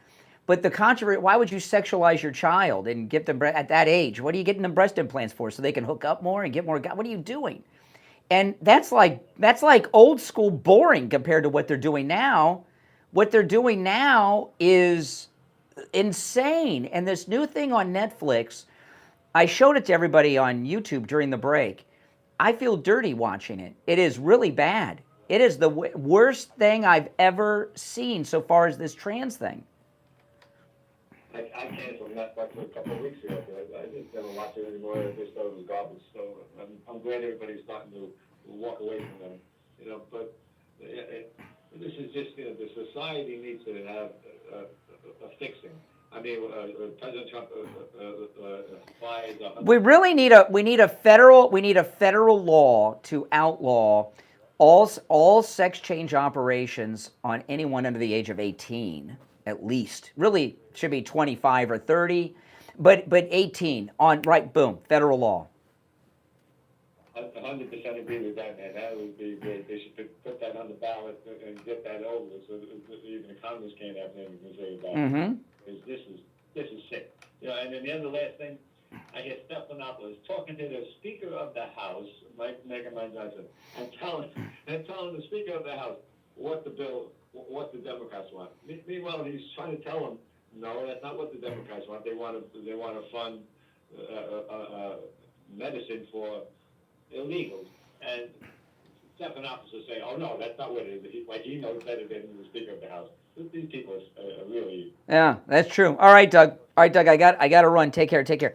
You know, this morning, I've been griping about it during the break. I have a splitting headache. I mean, a bad headache. On a scale of 1 to 10, my headache is about a 6 or 7, and it's pretty bad. And until about a little over a week ago, with a headache like this, my wife would be freaking out and thinking I was having a stroke. I'm not kidding. She'd be like, "I got to take your blood pressure. You're having a stroke. You know." And because you get to that age, and somebody in my family, they were having headaches and their blood pressure was through the roof. They didn't go to and they did have a stroke, and they're no longer with us because they wouldn't go to the doctor. Well, I went to Life Imaging FLA last week, and I got a full body scan and a heart scan, and I've been telling you about this guy this week. It is amazing. My heart, 54 years old, my heart, 0 plaque, 0 blockage in all my arteries. And by the way, they did the whole body scan. I have no cancers, nothing. I'm in better shape probably than you, Mike. I don't, you know, and well, you know, and I'm in shock. You know, I've been telling you guys about my high cholesterol that I have. It's about 300, and it's been about 300 for almost 30 years. And even with my high cholesterol, I'm a McDonald's guy, steak, all that. You know, I'm eating all that stuff you're not supposed to eat when you have high cholesterol. And when I went in there, Scott, you know, from the sales rep, he took me over there to Life Imaging FLA last week, and we were sitting down, and they were explaining to me how the process worked and everything else. And I was so nervous because I thought I was going to have a minimum. I was prepared to easily have 30-40% blockage and have to go to the hospital and get stents. And when I got the scan done, they gave me the results right there. And then I said, you got to explain the whole process over, because I was so worried I didn't really hear it. So they had to explain everything over to me again. And I'm going to live a long, long time. But you know, if I would have had blockage or a cancer, they would have determined that too, and I'd be getting treated right now. They would have saved my life. And there are so many people that have had their lives saved. That they had one guy, he was a doctor. He went in there and had the scan, and he had almost full blockage. So they're saving lives over there, too. Life Imaging FLA, it's absolutely amazing. They can detect heart disease and some cancers before you even show any symptoms. And when they do the scan, it's an open thing. In fact, I was wearing what I'm wearing right now, actually, the same shirt. And, I didn't have to take off my clothes. I didn't have to take off my watch. I didn't have to take off anything. And didn't have to put a hospital gown on or anything else. Didn't have to do any of that. And I am cancer-free, and also I have the heart of a 20-year-old. I'm amazed. Call Life Imaging FLA for your free heart scan with a few minimum requirements, valued at $699. Pick up your cell phone and call pound 250 and say free heart scan. That's pound 250 and say free heart scan. You'll be connected in seconds. That's pound 250 and say free heart scan. We'll be right back. Don't sit on the sidelines. Get in on the action.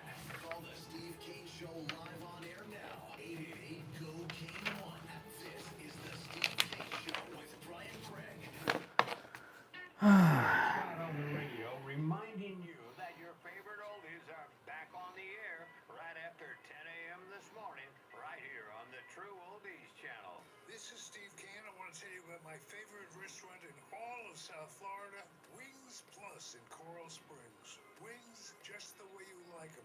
Plump, tender, and delicious, crispy on the outside, succulent on the inside. Everything homemade, nothing comes out of a can. Dozens of specialty sauces that will make your mouth water. Wings Plus, located in Coral Springs, a mile west of University on the south side of Sample Road.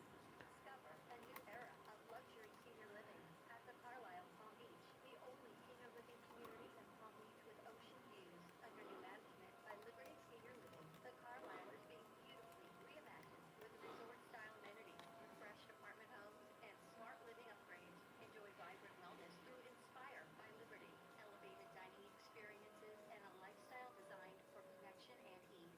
Since 1999, the Carlisle has been a trusted name, now with a renewed vision for refined living. Call today or visit If you're on hold, hang in there, guys. CarlislePalmBeach.com. Hey, Brian Craig here. You hear me talk with Attorney Barry Siegel every day about how we can help you and your family. Now here's one of our listeners, Frances, sharing her experience of how Attorney Barry Siegel made a difference in her life and the weight off her shoulders. I was really looking for something to help me secure my holdings, which is actually not a whole bunch. It was bank account, savings, and a house, and a car for my two daughters. I was worried that if I had just a regular will, things would get tied up and hopefully then that would take 2 years. So I heard on... When I come up here to the radio station, I have to bring so much freaking stuff. You have no idea. It's crazy.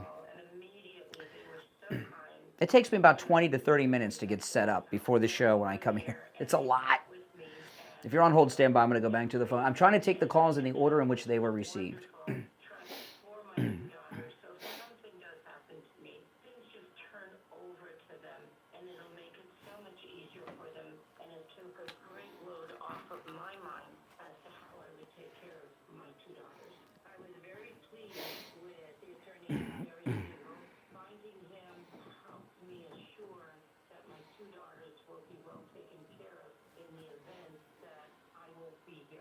Give Attorney Barry Siegel a call right now. Toll free, 855-FLA-3782. 855-FLA-3782. And online, SiegelLawGroup.com. Now back to the Steve Kane Show with Brian Craig. Live in the Palm Beaches on 95.9 FM, the Treasure Coast on 106.9 FM, Harrison Boca on 95.3 FM, Fort Lauderdale on 96.9 FM, and anywhere in the world at TrueOldiesFLA.com. All righty, if you're on hold, stand by. I'm Brian. It's the Steve Kane Show, Florida's longest running radio show on the radio since 1977, celebrating 49 years on the radio. All right, you're on the air. What's your name? Where are you calling from? Yeah, good morning. This is Richie. Hey, Richie. I hope your headache's getting a little better. I know what that's all about. Here's what I want to say to you. This Netflix. What do you pay every month for Netflix? I don't know. I don't know. My wife. I have my wife handle all the money in that family. I don't like to know. Okay, here's the deal with Netflix. You're 100% right. There's a grooming network. It's bad. NFL right. There's a grooming NFL right now. There's grooming in the NBA also, National Basketball Association. China owns them. I'm going to bring this into your head now that nobody's paying attention. Netflix, okay, the other day there was the biggest boxing match in the history of boxing. The more people reach, and you know who telecast it? Netflix. See, when you, they're all over the world. It's not just in the United States. They're at homes all over the world, and their price that you pay for a monthly subscription, okay, is so much less than a boxing pay-per-view event. If you had to watch that fight in your home, oh yeah. Pay for it, And you know the thing with, and I don't do this too much anymore because I really don't have time to watch. You guys that watch me online, if I'm awake, I'm usually live streaming on YouTube or something. But I don't have time to watch TV too much anymore. But I used to have a VPN, and you could sign into Netflix on your account, like in Asia and Japan, and you could get what they get in Japan or Europe, and it's totally different than what we have here. And I would even have the VPN on my TV in my living room, and I could get what they were getting in Korea, right, South Korea, on Netflix. There was a. And they would have a movie like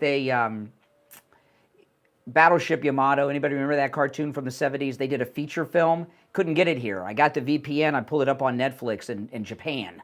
You know, so it's hard. It's a hard thing for people to break away from. But this thing that they're doing now is so dark. It's so dark. Purpose. Brian, it's on purpose. This is what I'm leading up to. Netflix is reaching all over the world. For some reason, this transgender thing is being reached. They're trying to push this all over the world, not just in our living rooms. And the NFL right now, you had it in the beginning of the week. You were the first one to mention it, but the backlash, but it's all over. That NFL halftime is about grooming young kids. With that Puerto Rican rapper. He's a transgender. Yeah.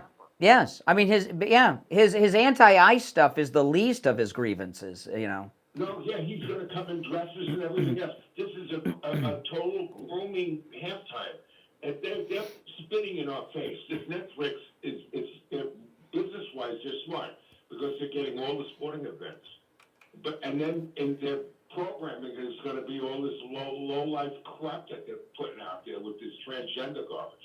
So this is only the beginning. They haven't begun the fight. These people are dead serious. Well, we used to, you know, we used to talk about a lot of times back in the 90s. We used to talk about the culture war all the time, and most of the things have been lost by the right. And then the new level of things, the things that they're doing now, as crazy as this sounds, you know, back in the days when Pat Robertson was the mover and shaker, he would say, you know, if we allow gays in the military, in the future, they're going to be doing this and that. Well, all those things that he projected that sounded nuts back then are happening now. And most of them have happened already. You give an inch, they take a mile. And then now, really quick, I want to bring up this other topic about this. First of all, the guy that said Democratic, Socialist, Communist, I think he's right. You should just label it like it is, Communist. President Trump's calling them Communists now. I mean, AOC, first of all, what I'm watching here is the Bernie Sanders dream team with AOC and this guy in New York City. This guy in New York City is going to win. You know, the old elderly Democrats, the old establishment, they're on the way out. Chuck Schumer sees the writing on the wall. He's done. This was the biggest blunder, and he's been pushed by AOC. He went along with it. Now she's going to definitely become senator in New York. New York is going to be a separate state, an island by itself. New York is done. I'm telling you, it's going to turn commie, and it's going to turn Muslim. See, you know, this is what I was talking about. The reason Zohan is winning is everyone's dancing around it. This isn't about his communist socialist ideas and free grocery stores. It's about the Islamification of New York City. And if they take, you know, we've said, well, they can't do to us what they've done to England because we're too big. If they take New York City, which they're about to do, we're done. We're done. It's it. We're done. Well, they're Minnesota. That's the mini New York. Minnesota right now is the mini New York. So you're going to see it in New York, and then people are going to say, well, it's sort of like a tumor that's going to expand. It's a cancer, and the people better be careful and watch everything that's going on here. AOC is a communist, and she's got a big mouth, and she's going to try. Well, you know, the thing about Zohan and what's going on here. You know, it's crazy as it sounds. You know, Governor Cuomo's our only hope. If he would get out there and talk straight about what, if I were Cuomo, if I were Governor Cuomo, what I would do is, and the problem is he's a Democrat, so this goes against the grain. I would go with a professional film crew to London, and I would film a series of commercials and mini documentaries and show what's happened to the Islamification of London. And then, and I would flood local news and everything and television with those images in New York City. I would find some 9/11 family members and some firefighter survivors and all of that, and talk about 9/11. But they won't do it. They're dancing around with this socialist not bus crap. Yeah, but I got to tell you something. Cuomo's got enough problems. Not just the hospital deal with the COVID. Cuomo was the cash, the bond, the arresting in New York, cash-free bond. I mean, that was Cuomo. Cuomo pushed that over the whole state of New York. So he's basically, he's not an Islamist, but he's a commie himself. I'm telling you, you can cash-free back. Yeah, but see, but here's our only hope in New York, and we're likely to lose it to this guy. I mean, we're all advocating for, you know, Cuomo now. Will the Democrat Party bosses let the Muslims take over the Democrat Party machine? Because this is something that goes back 150 years with these people, and their whole families have control. It's a lot of money, right? Are they going to hand this over to Zohan and the Muslims, or are they gonna stop them? They can't stop them. You know why they can't stop them? Because, I hate to say this, New York City is the welfare city of the United States. They all want free stuff.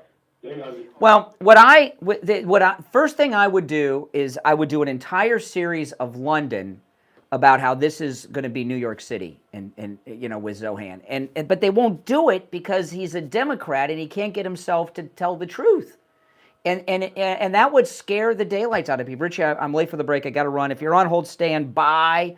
We'll be right back.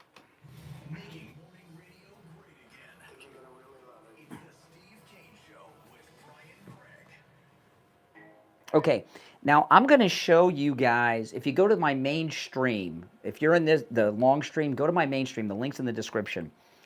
I'm going to show you this video of Bernie Sanders with AOC, and he grabs onto her.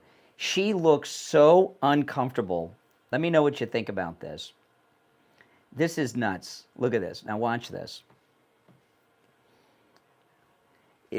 Now they're walking here, and then he's going to put his arm around her, and she is not comfortable.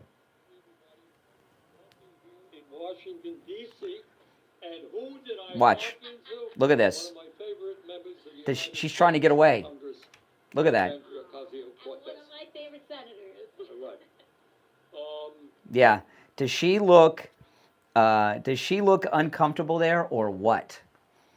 I mean, she does not like it. I mean, is he being fresh? Hey everybody, I was walking here in Washington, D.C., and who did I bump into? Look at that. One of my favorite members of the United States Congress.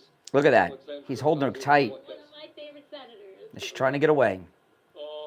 Anyhow, Then she, yeah. Everybody knows we are now in a government shutdown. Yeah. Yeah, that is, she does not look comfortable. What do you guys think? She does not look comfortable. Mm-mm.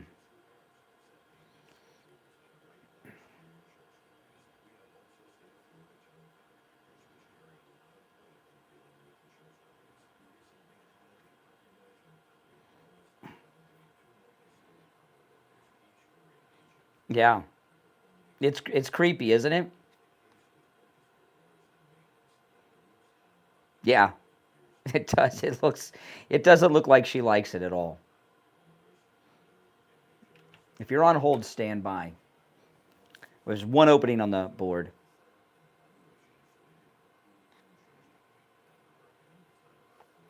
Yeah, I mean, I'm surprised they released that. I really am. It's pretty bad. It is bad, yeah.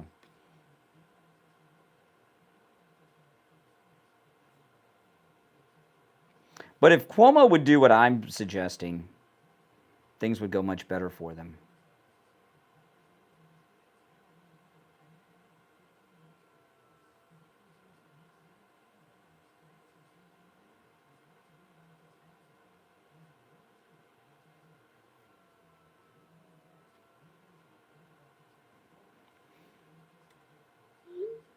Mm.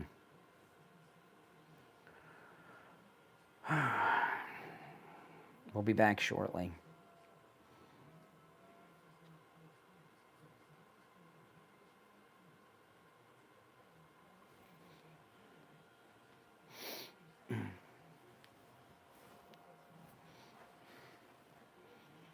No, he's a creep. He is a creep.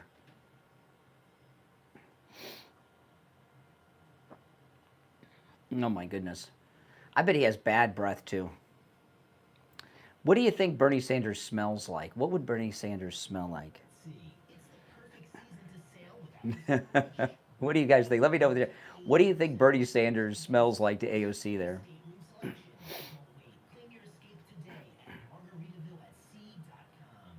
you suffer from neuropathy? All right, be back right after this. Until I went to Lighthouse Medical Center, Pompano.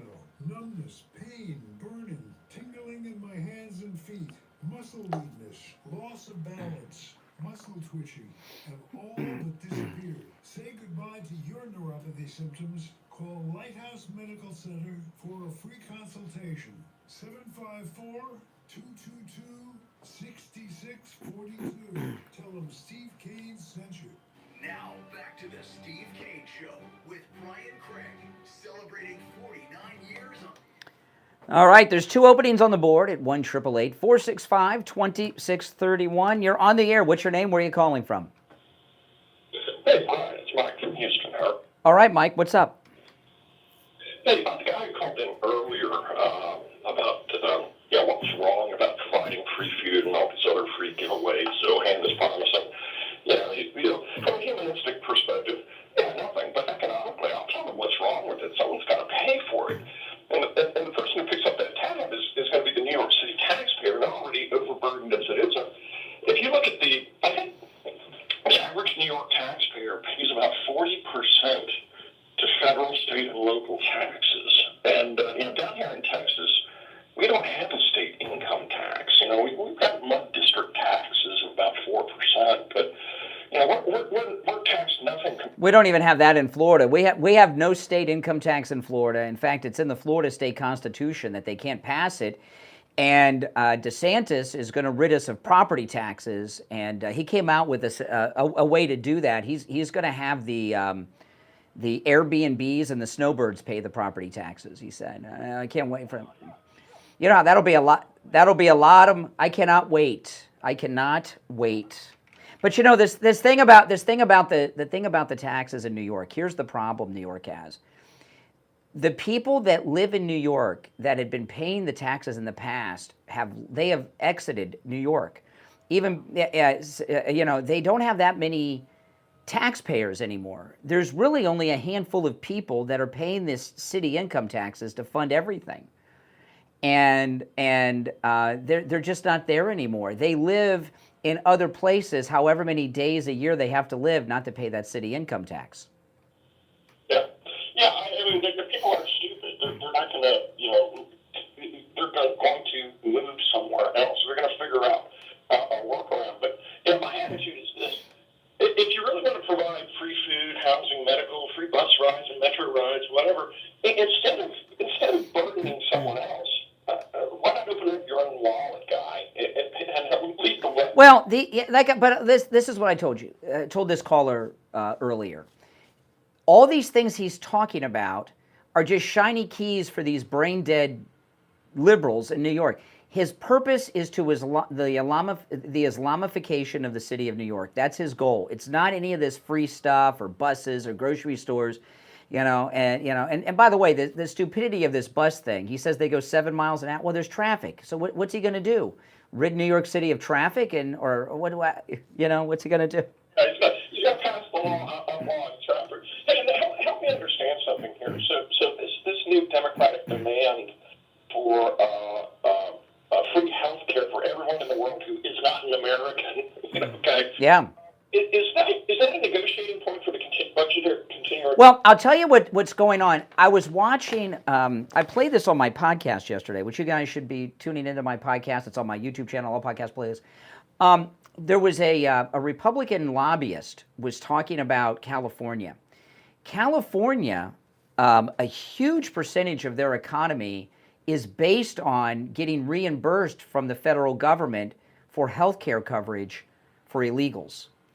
And they still have millions of illegals out there. So when they show up at the local hospital, which they're required by law to treat them, even for a stuffy nose, they're not going to get reimbursed anymore. The state of California is actually going to have to pay for it themselves. So, so I imagine there's a lot of blue cities, blue states, blue counties that have been getting reimbursed from the federal government, and they have a whole industry in California, the hospitals as well as walk-in clinics, and the state's been getting reimbursed for all their health care with Medicaid payments from the federal government, and they are going to collapse without it, and it's over. So that's where there's a lot of the panic coming from. It's funny how blue states suddenly become fiscally red when they have to start actually picking up their own tab, and they can't pass that on to the federal government. But either way, what kind of gets me is just the optics on this is so bad for the Democrats. It's like I can't understand why they would get behind something like that, because it's just Well, you know how it works, okay? Like these shoulder injuries I talk about with Dr. Appleton from my skateboard injuries. One of my falls off my skateboard was really bad. I fell. I was live streaming like an idiot while I was skateboarding, and I lost coordination, and I fell forward on the street. And I was going pretty fast, and I went to the emergency room, and I don't have insurance. And they send the bill person over. I said, well, I don't have insurance, and they said, okay, I'm going to send the social worker over. I said, for what? They said, we're going to get you on Medicaid. I said, I'm not going to qualify. But they sent the social worker over. And I said, I'm not going to qualify. And they said, yes, you will. Yes, you will. They asked me 2 questions. They said, okay. So I get a bill, right? And it was a humongous bill. They did everything, right? They did the MRI. They did x-rays. They're running all these tests. The bill was thousands of dollars. I called up, thousands. I called up. I said, I got no insurance. so I had to pay, right? Well, I didn't have to pay $12,000. I paid $1,200, right? But they did like $10,000, $12,000 in tests, and but I only had to pay $1,200. Well, see, with the illegals, when they show up at an ER for a stuffy nose with their kids, the federal government's been reimbursing these blue states like California for this $12,000, $20,000 and all these tests and everything that they don't need. And now the party's over, and the state's in a panic because they still have, when they show up at an ER, they've got to treat them. They can't turn them away. the business model is in jeopardy. That's what it really is. That's correct. And these blue states and cities and counties are going to collapse. Yeah. And then one last thing I was going to mention here, we were talking about the Islamification of New York. This is kind of related, I think. I might not. I don't have all the information yet. But have you heard about that Manchester synagogue attack that went down earlier today? Mm-mm. No. Apparently, there's been some kind of attack at a Manchester synagogue with multiple stabbings. Now, it's like going down right now, actually, probably like within the last maybe hour or so. So but what I'm getting at is, I think you can expect to see more stuff like this happening in places like. Mm-hmm. Yep. Yeah. All right. Appreciate the call. All right. Let's go. You're on the air. What's your name? Where are you calling from? Brian? Yes. You are right. Ridicule is not for the weak of mind. Remember DeSantis? Mm-hmm. High heels? Yes. But the thing I'm looking about this shutdown, the Republicans have the Democrats right along with the deep state by the neck, and they should finish the job. This talking about, we're going to have a meeting, we're going to vote on it. I mean, look, enough is enough. We did what we're supposed to do. They're doing what they're supposed to do. We need to finish it. Mm-hmm. Be done with it. Did you hear that interview with Hakeem and Tapper? Yes. Hakeem Jeffries, that video of him in the sombrero has freaked him out, and it's thrown him off. He can't handle it. He can't. And I saw on one interview, I can't remember if this was CNN or MSNBC. It was one of them. They actually showed the video of him in the sombrero and then asked him to comment on it. And it's just, he can't handle it. He's having a breakdown. Yes, he is. He is. It was so funny. I mean, Tapper was trying to help him. Oh, say this, hint, say this. And he still could not bring himself, to say what it is that discuss the matter that say, okay, the Republicans. Tapper used to be, before he was famous, he was an ABC correspondent. And he used to be a good guy so far as a reporter. He, in 2008, he was the ABC correspondent covering Senator Barack Obama's presidential campaign. And he asked the same question for about a year. Sometimes it was Obama, sometimes it was his spokesperson. When was the last time the senator smoked a cigarette? Every time. He asked that question every press conference he got called on for like a year.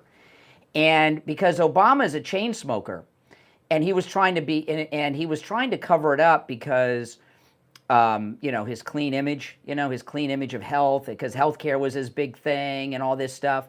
And Jake Tapper was all over him. And then at some point they brought him over to CNN, and he doesn't ask tough questions of Democrats anymore. But he did do a pretty good job on Hakeem Jeffries, because Hakeem Jeffries, I know what he's feeling. I've been in this. He's humiliated, and he's on the air, and he has tunnel vision. He can't hear.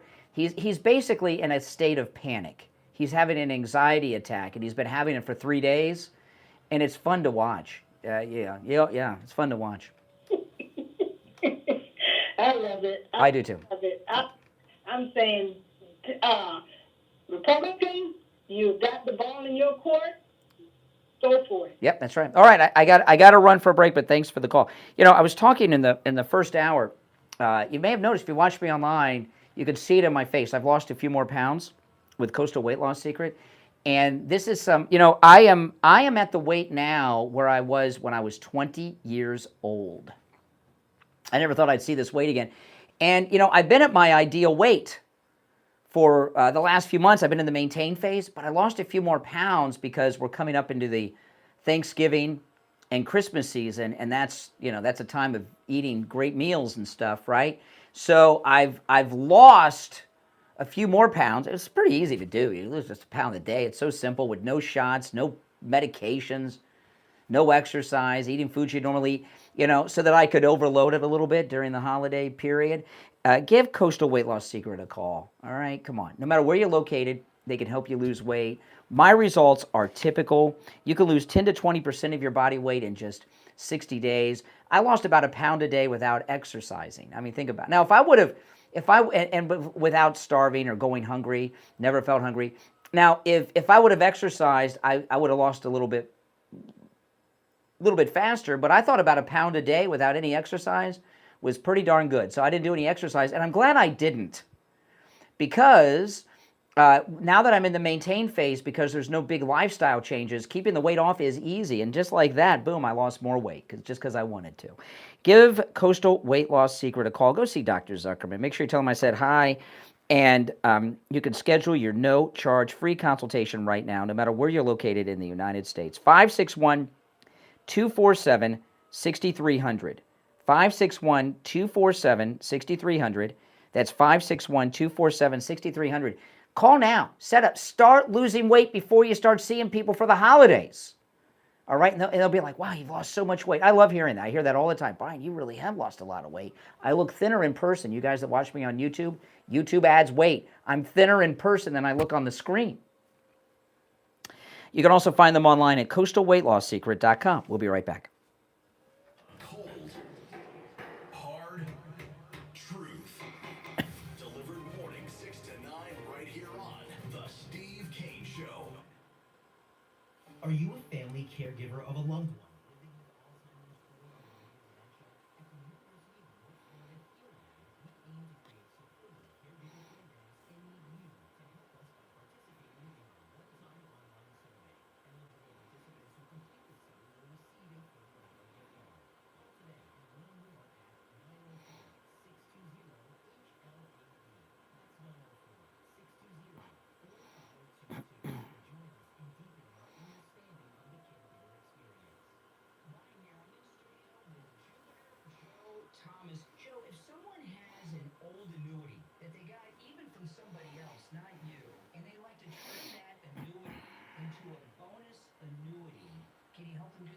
Sure, and that's the reason the bonuses were invented, to give the client an option that if they have lower interest rates right now, we can not only get them a bonus, but we'll get them higher interest rates. And now's the time to do it with the Fed lowering rates. Never been a better time. We've got bonuses as high as 10% with a fixed rate as well that's up there. And it just depends on what you want to do, Brian. And that means you make 10% on your money right there on the spot immediately. Up front, just for transferring your old annuity to us. That's amazing. So if you invest $100,000, you just pay $10,000. There you go.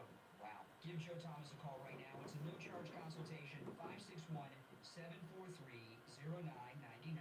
561-743-0999. And online, JupiterJoe.com. Do you suffer from neuropathy? I did, until I went to Lighthouse Medical Center in Pompano. Numbness, pain, tingling in my hands and feet, muscle weakness, loss of balance, muscle twitching, have all but disappeared. Say goodbye to your neuropathy symptoms. Call Lighthouse Medical Center for a free consultation. 754-222-6642. Have you put off buying new tires because you thought they were too expensive? Find friendly prices at Friendly Tire and Margate on both new and used tires. New tires as low as $70 a tire. That's out the door and on the road, because Friendly Tire doesn't charge you to balance the tire or mount the tire. They have thousands of used tires in stock too, starting at just $30. Call for a quote right over the phone. 954-977-9445. 954-977-9445. We take on the social justice warriors for breakfast. Now the Steve Kane Show is on. All right. Callers on hold, stand by. Our number, 888-465-2631. I'm attempting to take the calls in the order in which they were received. What's your name? Where are you calling from? You're on the air. Yes, Renee. Oh, hey, Renee. Hey, so I noticed you guys are going into this Christian evangelism, trying to rally around Charlie Kirk, and you're tying that into your replacement theory paranoia. And it occurred to me that you people are violent, and that's the reason why you've got to lose. Who's violent? You. Me? What have you ever seen me do violence? You have been violent ever since this country started. Are you crazy? The violent people on the planet. Mm-hmm. And you're violent. And you're scared. So you have to go. Yeah. Mm-hmm. Mm-hmm. And you tie it into Christianity, which is really... So when you all replace us, how are you going to replace anyone? Because you were on hold for over 38 minutes. So you don't really do too much.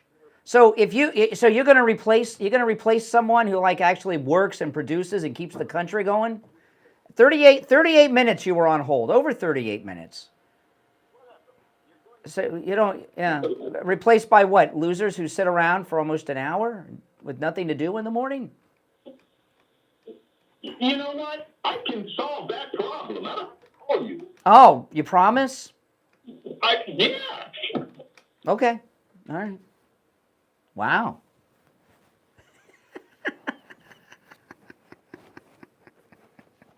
What did he think I was going to do? Beg him not to do that? Oh, my goodness. All right. You're on the air. What's your name? Where are you calling from? Hey, good morning. It's Trucker Ricochet. How you doing, sir? All right. Man, I tell you, Renee, I just, to talk about violent ones, I don't know. I wanted to call, I tell you, watching Trump is something that is so amazing. It's almost like Elon has given him a time machine that he can jump forward in time, see what everybody's reaction is, and then come back and take care of it.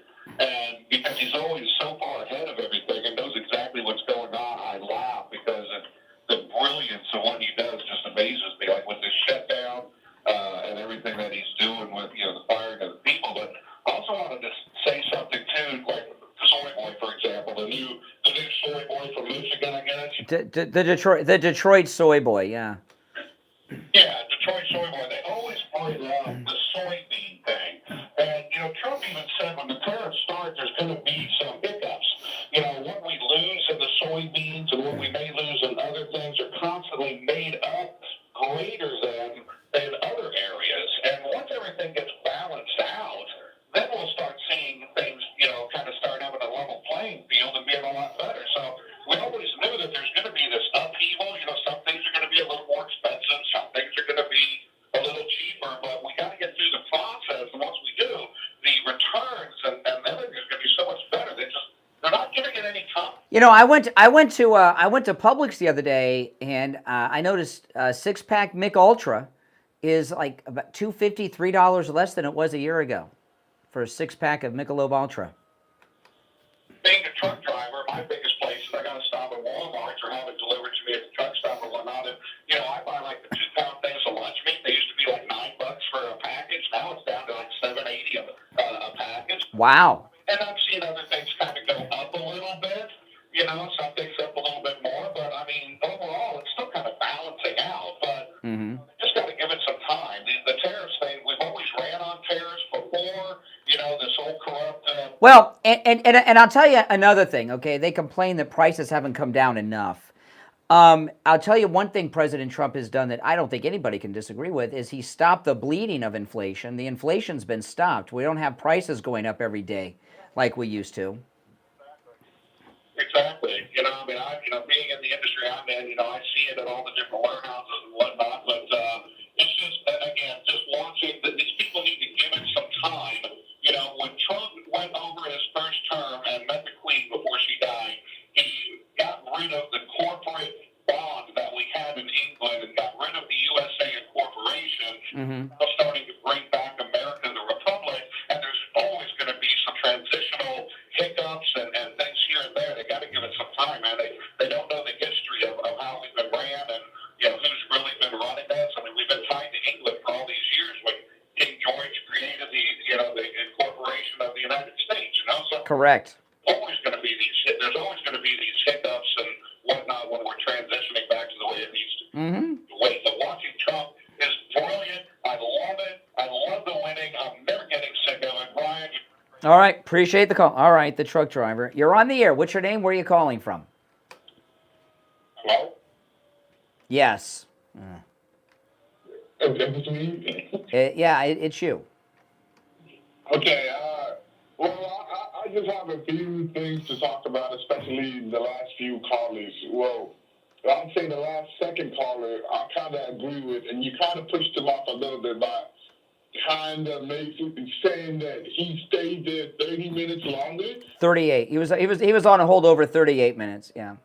Yeah, but to be fair, the person right after him, who was on your side, who was kind of on your side a little bit, also waited that long. Well, let's be fair a little bit. Why would you break his argument by simply making something like that type of argument, which makes... Well, because he's got this thing, because his thing is, he is going to replace, his thing is he's going to replace white people. And I'm like, how's he going to replace working people when he doesn't work? Well,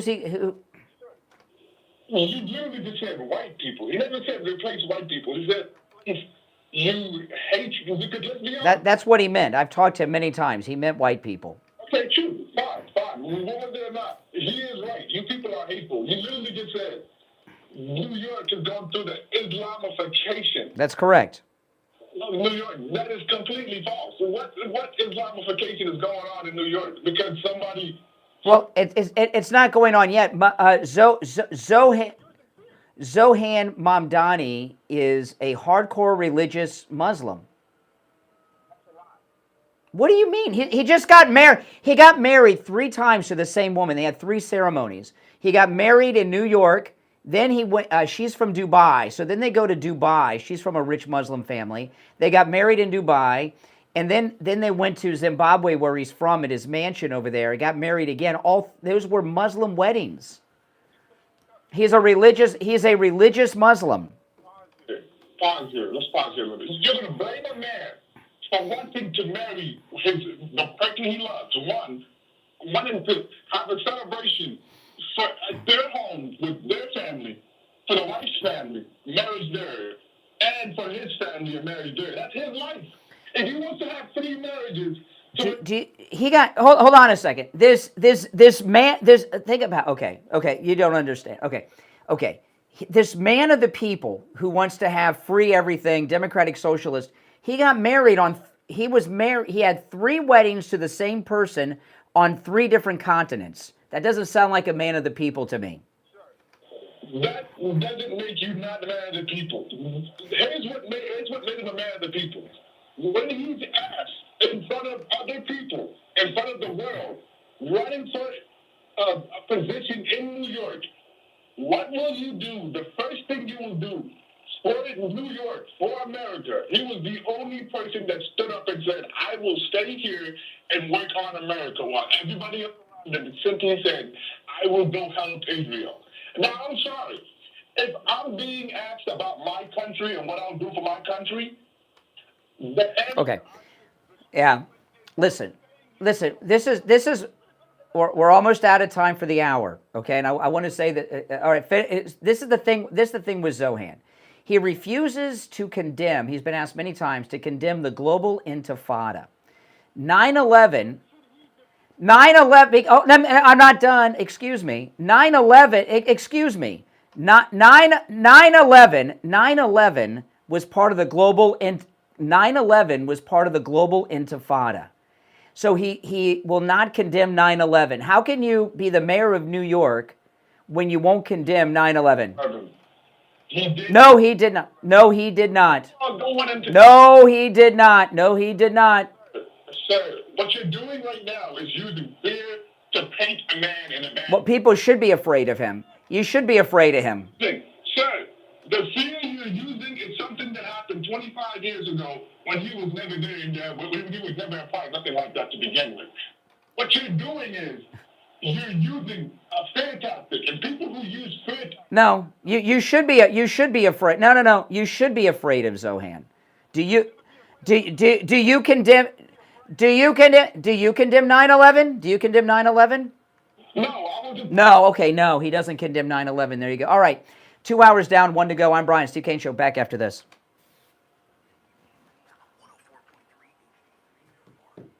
He won't condemn 9/11, that caller. Unbelievable.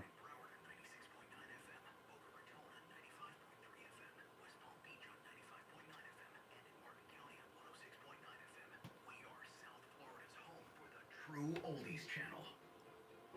Now, here's the True Oldies weather forecast. Today, heavy rain and breezy with a high of 82 degrees. Into the evening, showers likely and windy with a low of 77 degrees. On Friday, showers likely and windy with a high of 80 degrees. And into the evening on Friday, showers likely and windy with a low of 77 degrees. And now, a True Oldies traffic check. Brought to you by the Palm Beach Kennel Club. On the Turnpike northbound, watch for a backup at Lakeworth Road. On Tamron Avenue, there's a crash at 15th Street. Spot something on the roads, call the traffic tip line. Bound 250. Oh, man. All right, let me Traffic, a service of the Palm Beach Kennel cue Club. some stuff up. Wicked winnings are brewing in the poker room at PBKC. High hands hit every 15 minutes, every day from 9 a.m. to midnight. And don't miss the $100,000 progressive weekends. Take your shot in thrilling daily tournaments and enjoy Vegas-style table games like Ultimate Texas Hold'em and 3-card poker with just a $5 minimum all day, every day. details at pbkennelclub.com. This is Mark Laporta, son of Tom Laporta and proud second-generation owner of Laporta Roofing. As a military veteran who served in the Army after 9/11, I've brought the same dedication and discipline to our family business. At Laporta Roofing, we've been serving our community for nearly 4 decades, and we're committed to continuing that legacy of excellence. Our team specializes in all types of roofing systems, from shingles to tile, slate, metal, and flat roofs. We're the go-to experts for single-family homes, HOA communities, and condo associations. What sets us apart is our unwavering commitment to customer satisfaction. I've personally implemented systems to ensure you receive the best in customer service and workmanship. Don't miss out on our limited time offer for a free roof inspection. Call us now at 954-604-4602. Visit us at LaportaRoofing.com. Trust the experts who have been protecting homes like yours for generations. Again, that number is 954-604-4602. Hey, Brian Craig here. You hear me talk with attorney Barry Siegel every day about how we can help you and your family. Now here's one of our listeners, Frances, sharing her experience of how attorney Barry Siegel made a difference in her life and took a weight off her shoulders. I was really looking for something to help me secure my holdings, which is actually not a whole bunch. It's bank account, savings, and a house and a car for my 2 daughters. I was worried that if I had just a regular will, things would get tied up and probate, and that would take 2 years. So I heard Oh boy, the caller would not condemn 9/11. That's something I never thought I would ever hear. That is nuts. I went over there and they sat with me and we went over everything, and I ended up with this wonderful trust for my 2 daughters. So if something does happen to me, things just turn over to them and it'll make it so much easier for them, and it took a great load off of my mind as to how I would take care of my 2 daughters. I was very pleased with the attorney Barry Siegel. Finding him helped me ensure that my 2 daughters will be well taken care of in the event that I won't be here. Give attorney Barry Siegel a call right now. Toll free 855-FLA-3782. 855-FLA-3782. And online, SiegelLawGroup.com. On the air since 1977, it's the Steve Kane Show with Brian Craig. All righty, that last caller before the top, he wouldn't condemn 9/11. I mean, my goodness, how far have we gone? All right, let's. I got a lot to cover, but let me take some more calls before I bring up anything new. You're on the air. What's your name? Where are you calling from? Good morning, Brian. It's Greg. Hey, Greg. What's up? Listen, let's have an adult conversation. You know, you're very disingenuous to your audience on several fronts. One, you wear like a badge of honor that you don't have health insurance, correct? You think it's like an amazing feat that... No, I don't have health insurance, not because I could buy it, but it would cost, it cost too much money. I'd have to pay thousands and thousands and thousands of dollars between the monthly premiums and the deductible, 10 to 12. No, over the course of a year, I would have to spend $10,000 to $12,000 to have a meaningful policy, by the way. Okay, I could get a policy in name only that's not really insurance, but $10,000 to $12,000 a year to get an affordable policy, I'd have to pay that much money over the course of a year before I could get it to pay for anything. You pay for your car payments probably in a total at the end of the year, your car payments. So you think paying car payments is more important than having health insurance. And by the way, your wife, we know for a fact. Let me ask you a question. Does anyone have government benefits that you were close to? Now, didn't I tell you guys at the beginning of the show today, you know, with liberals, that liberals call in and they don't talk about what I'm talking about and want to ask questions? I'm not here to be interviewed by you. To what you're not even talking about your PowerPoints today about Trump bragging about firing federal workers. You think you haven't even discussed it. You've been all over the topic. You've been on your health insurance. You've been a soy boy. You've been to Detroit. By the way, Detroit's had a renaissance, so you're dead wrong on that once again. But so what is the topic du jour today? I haven't figured out on your show. What is it? Well, then if remember I told you guys in the first hour when liberals call, they don't say anything. They don't comment on what we're talking about. They just ask me questions. What do you think you're doing? Make a statement about something I've discussed today, and we'll talk about it. I did. I talked about your health insurance and the fact. No, you're interviewing. You're trying to interview me. You just asked me a bunch of bizarre questions. It's completely irresponsible when you have the financial wherewithal not to carry health insurance. For example, if you needed a surgery from one of your, and skateboarding at your age is irresponsible as well. We know that. You finally stopped. You reached your senses. But do you know if you were to get a surgery, let's say it cost you $40,000, $50,000, $60,000, you're going to have to pay that? Well, now, courtesy of our new sponsor, I am so healthy. I have the heart of a 20-year-old, no plaque, no buildup, nothing, no blockage, no cancer. Sorry, guys, no cancers. Let's get to the topic. Well, why should I spend thousands and thousands of dollars a year for health insurance I don't need before I get one penny of coverage? That's crazy. No, it's not. By the way, you should go see a doctor. I'll tell you what, you're totally all right. irresponsible. You don't even have a... You don't know what I have. When I go to the doctor, now first off, we've got great sponsors, so that helps a lot. But when I go to the doctor, I pay. None of your business. Want to have a real dialogue. No, I'm not here to be interviewed by you. Listen, I'll tell you right now, it's irresponsible also to claim to fame is families are going to be suffering due to this government shutdown. Their paychecks could be cut, their jobs could be eliminated. You don't care about that. I actually have some sympathy for, let's say, a single mother or even a family of four in today's, economic environment being laid off because of this government. Well, then, Greg, what you can do is, you can post up on Facebook or something. Anyone who is not going to get paid this week because of the government shutdown can come over to your house and eat over the weekend. You said 156. Listen, you know what? Oh, now you can limit it. I mean, you can. No, put a Facebook ad out there. If you are not getting paid because of the Democrat government shutdown, the Schumer shutdown, message me here on Facebook. You and your family can come over and eat my food this weekend. I'll tell you what, under one condition, you join us. Why does there need to be a condition? I thought you were concerned about all these people. Where's your heart? You know what? You're such a phony. I mean, here you are. You've come up with a retarded statement. Did you learn that one in law school?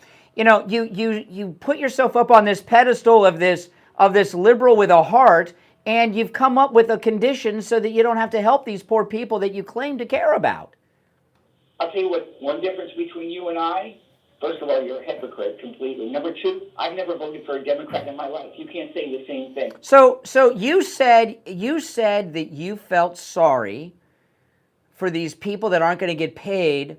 Yeah, sure. You're concerned. You've got a heart. Why will you not let these poor people that are not going to get their government benefits or get paid because of the Schumer shutdown come over to your house and have dinner?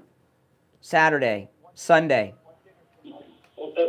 Saturday, Sunday, why not? Well, if every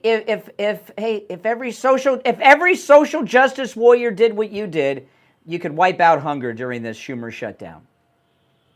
Listen, how about you help someone out as well? And maybe fight. I had to pay taxes last week. I'm helping plenty. And guess what? We all have to pay taxes. No, not everybody pays taxes. Not everybody pays taxes. Tell me a working person that's, let's say, earning over $40,000 doesn't pay taxes. And what's the other? You pay taxes when you fill up your car with gas, Brian. You pay taxes when you go. No, is that true? Do you pay taxes? See, you were. This is so interesting. You're like Hakeem Jeffries triggered because you are refusing to help these poor, hungry people that you called in griping about, and now you're like a hysterical, anxiety-suffering Hakeem Jeffries. You feel like him with the sombrero on. No. You're saying this is not the way you normally talk. No, this Catholic Christianity that you portray yourself to be, that you didn't go to church for 7 years, you don't even remember your last time when you went to Christian, it's a hypocrite. You decide all of a sudden, I have to go back to church because of Charlie Kirk. Where have you been? Where's your Christian mentality? You attack. See, I mean, I hope you go, I hope, Greg, I hope you go back. I hope you go back and listen to this call and pay very careful attention to your tone of voice, your hysterics, and the words that are coming out of your mouth. This is not your normal call. You feel like a dope because you're a lying hypocrite. You won't. Why will you not? What am I? Oh, well, how about this? First of all, you're a Christian hypocrite. Oh, yes, I'm a Christian, yes. Let me finish the sentence and I'll hear your response. I don't know how you, and this is a statement, not a question, how you reconcile your Christian/Catholic principles and attacking people, calling them all sorts of names. How does one reconcile that? Charlie Kirk, you know what difference between you and Charlie Kirk? This is a statement.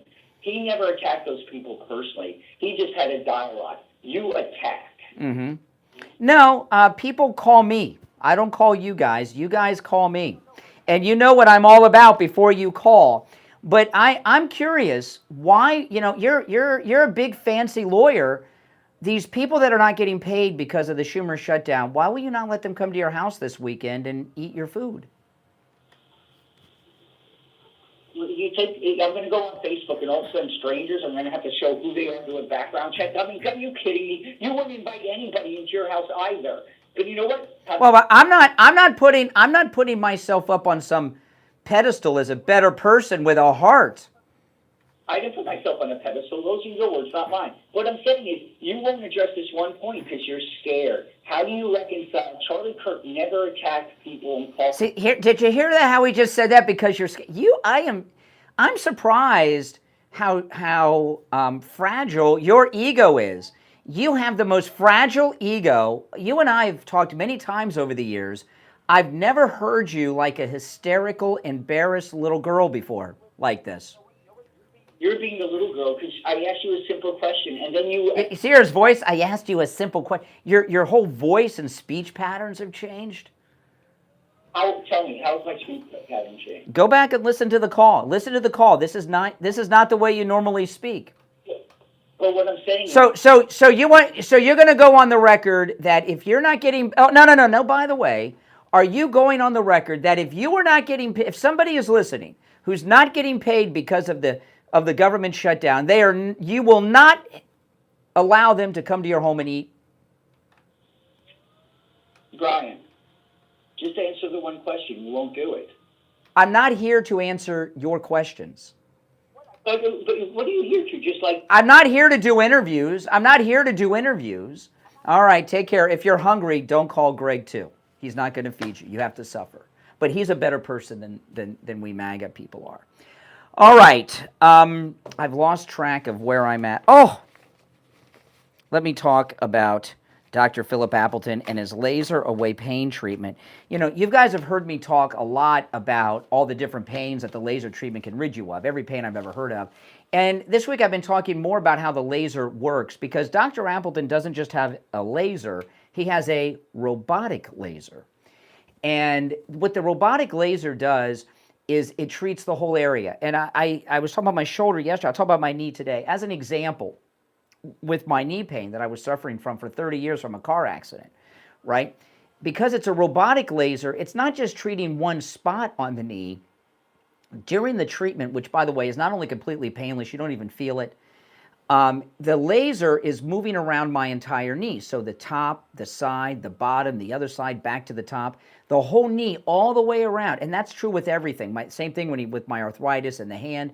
The laser is moved by the robotic laser around the entire area, and it treats the entire area. And what the laser does is actually repair the damage that is causing the pain. That's why when he's rid me of pain, it's never returned. With no surgery, no shots, no drugs, nothing. And the pain hasn't returned because the laser actually repairs the damage that's caused the pain. Give Dr. Appleton a call. Remember, it's a free consultation. Go see Dr. Appleton. Take advantage of that no-charge free consultation, and he'll tell you, you'll be blown away. It's amazing. He's rid me of pain 7 times. If you have surgery scheduled, go see Dr. Appleton. before you have that surgery, all right? 954-973-0710. 954-973-0710. That's 954-973-0710. And online, AppletonCairo.com. If you're on hold, stand by. Back after this.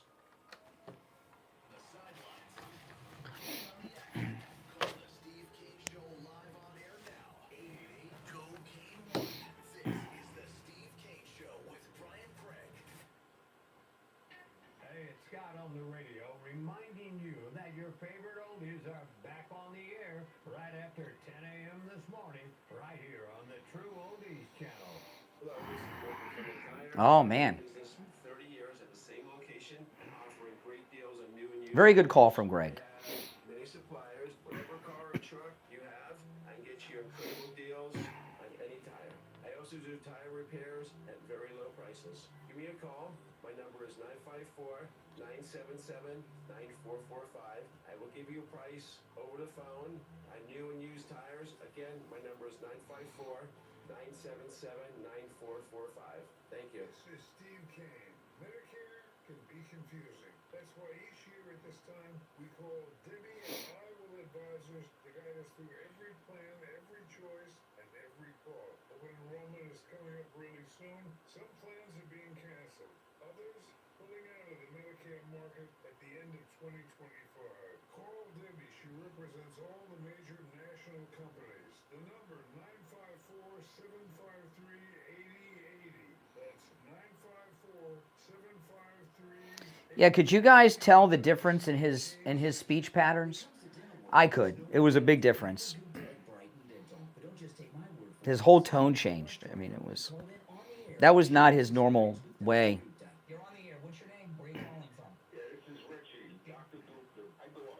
If you're on hold, hang in there. I still have this splitting headache.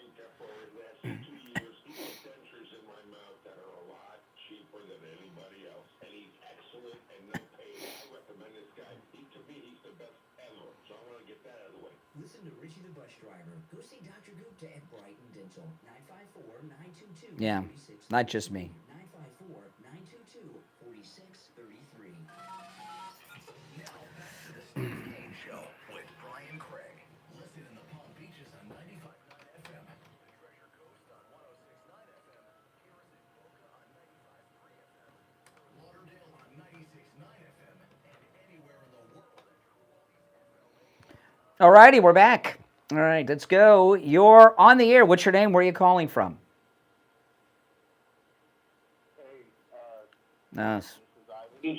Yes, Ivan. What's on your mind?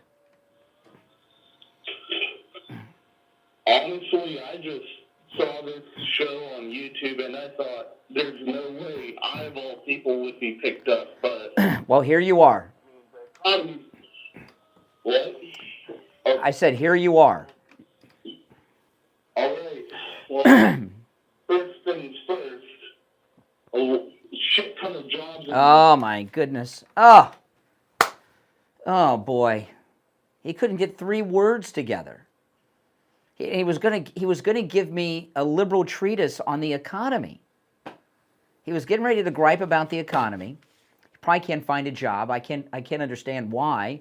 If you're on hold, hang in there while I wait for the delay to build back up. Oh, my goodness. Oh, my goodness. There was one time a few years ago where the delay was broken, and we went like 2 or 3 weeks without a delay. We didn't tell anybody till it was fixed. But we didn't have to use it. I was surprised. It was I don't know what happened, you know. I remember one time Steve and I, this was at the radio studio in Boca. Steve and I were guesting on someone else's show at night on the weekend. And Al Knight, the weekend guy here on True Oldies, he was the board op. And we went to the phones. First call, Al didn't even know where the dump button was in the studio because they hadn't used it on any of the other shows. Oh, my goodness. You know, did you guys catch J.D. Vance yesterday at the press conference? J.D. Vance came in unannounced and took over the White House press briefing, and he did a really good job. I mean, it was very cool. And then he took questions from the fake news media, And one of the reporters asked him about that sombrero video of Hakeem Jeffries. Let me pull this up. Hold on. Is this? Yeah, here it is. Listen. Okay, hold on. I got to pull it up here. Hold on. Mr. Vice President, he says. Okay. President, just going back to the sombrero. You said that the president is joking, but... Oh, I hit the wrong pot mic on the board. That's the problem. Okay, let me rewind it again. Okay, all right. Here we go. Mr. Vice President, just going back to the sombrero. You said that the president is joking, but Hakeem Jeffries says that these memes were racist. What's your response to that? And just if I may briefly go off topic... Okay, I love it. These liberal English people, they think their liberal crap sounds more intelligent with a proper British accent. It sounds even more ignorant, doesn't it?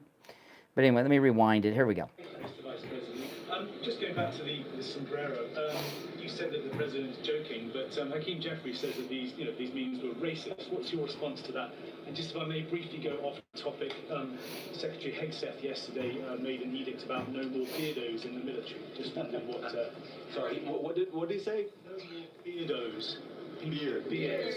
Sorry, it's my accent. Just wanted your responses to that. I didn't see that particular comment. I thought Pete gave a hell of a speech, and a speech that really is just oriented around returning the American military to the very high standards that it has had for virtually its entire history until Joe Biden came along and decided to lower standards. I think it was bad for our military, and it was bad for our troops. When I was a young United States Marine, I did not have a beard. I am now the vice president, so I get to do what I want to do. But I think Pete's trying to re-implement high standards, and that's a very good thing. On the sombrero thing, I mean, Hakeem Jeffries said it was racist, and I know that he said that, and I honestly don't even know what that means. Like, is he a Mexican American? Is offended by having a sombrero meme? I mean, I saw one of the major TV stations put the meme up and then say, this is AI generated. And he had like the curly animated mustache too. It's like, do you really not realize the American people recognize that he did not actually come to the White House wearing a sombrero and a black curly animation mustache? Like, give the country a little bit of credit. We're all trying to do a very important job for the American people. The President of the United States likes to have a little bit of fun when he's doing it, and I think that's okay. I'll take one more question. Okay, now I just want to say that this was amazing.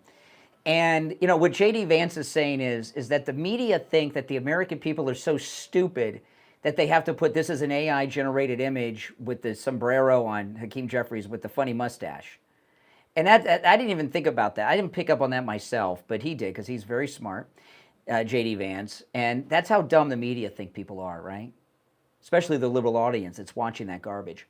But what he said was, how could it be racist? Hakeem Jeffries, Mexican-American, what is this all about? And then what he said about the beard was very funny too, and smart.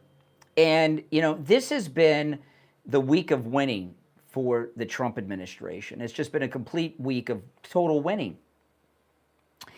And, what's going on here with J.D. Vance, yesterday I was talking about the Pete Hegseth speech the day before, and I had said several times on yesterday's show that if I had to choose between J.D. and Pete Hegseth, after this I'm going to have to pick Pete Hegseth to be the second MAGA president. Well, I'm going to have to take that back.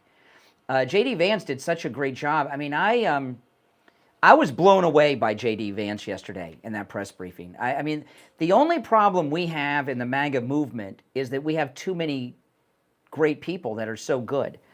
I've never seen him quite like that, and he took a lot of questions from the press yesterday, and he hit a home run every single time. And I'm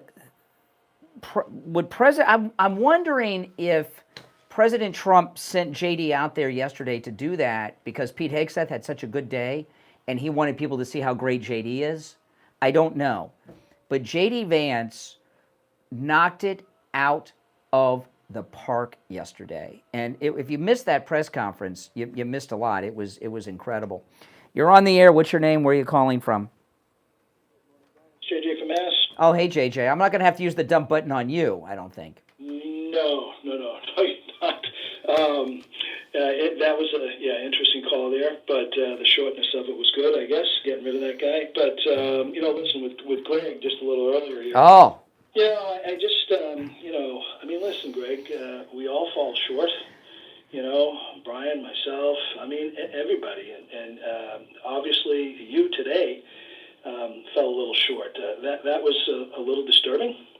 But, listen, you can... Wait, not me. You mean Greg fell... You said Greg fell short. Okay, now, and it was disturbing? You found Greg's call disturbing? I just found I did. The judgment was hurting my ears as it came, Well, what happened was he embarrassed himself, and then he kept trying to embarrass me.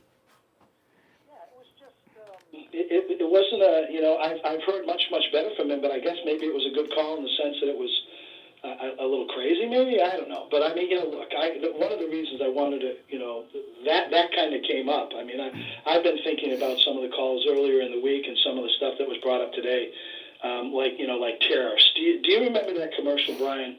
Pay me now or pay me later.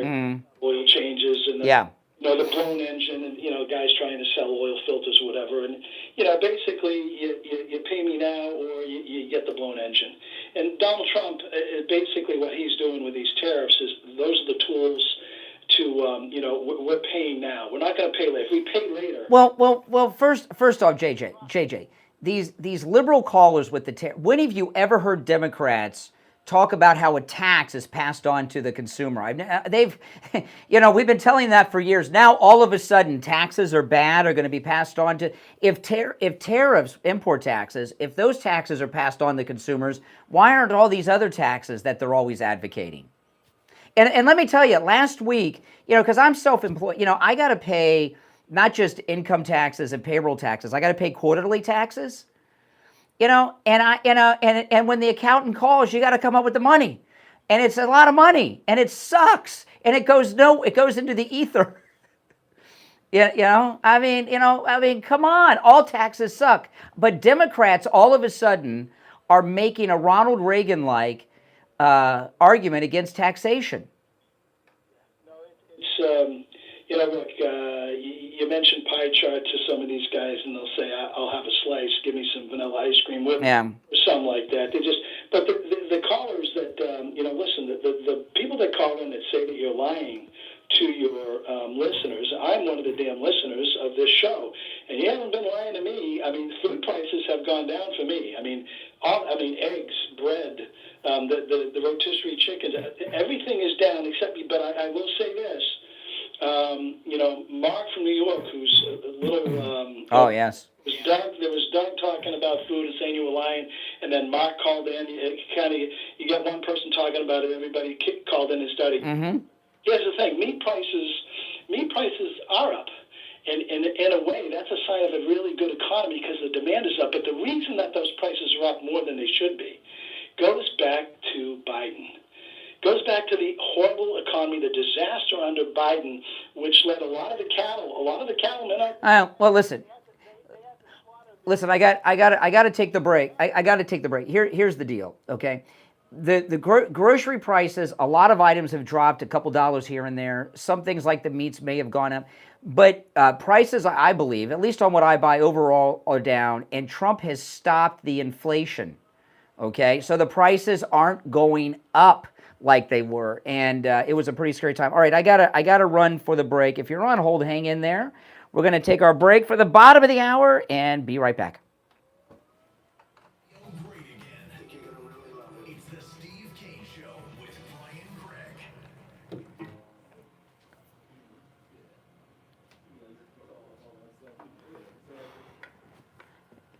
Hey, how's it going? What's up? How much? Did you have anything in particular you wanted to? Yeah, your health insurance. No, I'm just kidding. Are you kidding? It's you know how much gold I could buy for the health insurance would cost me? Brian, I guarantee that guy probably canceled his home insurance.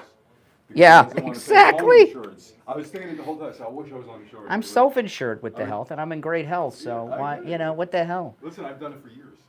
Oh, you're the same thing. Yeah, it's stupid. I can do so much more with that money. I just had what I did was I took a policy with a large deductible because Yeah. healthcare doesn't want to pay you much anyway. No. So, Well, we've got great sponsors on the radio station that take good care of me. We got a lab, we got doctors, we got, I'm not your average person when it comes out, but still, you know how much it costs for guys our age to buy? I'm paying $1,000 a month. Yeah. I mean, I have Medicare and I'm still paying. Oh my gosh. Yeah, it's ridiculous. Let me see here. Okay.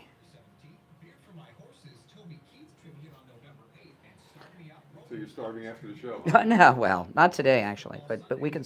You still wanted to talk after? Yeah, man, we're Okay, well everybody can hear you, so don't. Oh, yeah, we'll see. I'll wait till you- Don't you hate it when you buy something online and then you get slapped with a huge shipping charge at checkout? Not at MyPillow. No, was there something you wanted to touch on? No, Okay. Talk about, you know, retirement. You know. K-A-N-E Nothing major. Okay. Same topic. Okay. Unbeatable deals on everything. It's always the same topic. I mean, you know, Yep. money's money. Mike, do you know which live spots I've done and haven't done this hour? I've lost track. I did. Did you happen to notice which live spots I've done? I did Dr. Appleton. Did I talk about coastal weight loss this hour? Oh, okay. All right. No, you did last hour. Okay. Yeah, not back from sit down. Okay. Yeah, I did him. Okay. So I got to do that one. And then Sloman's. 754-222-6642. How's Steve doing? He's doing good. Doing good. You see him much? I'm going to see him tomorrow, actually. Yeah.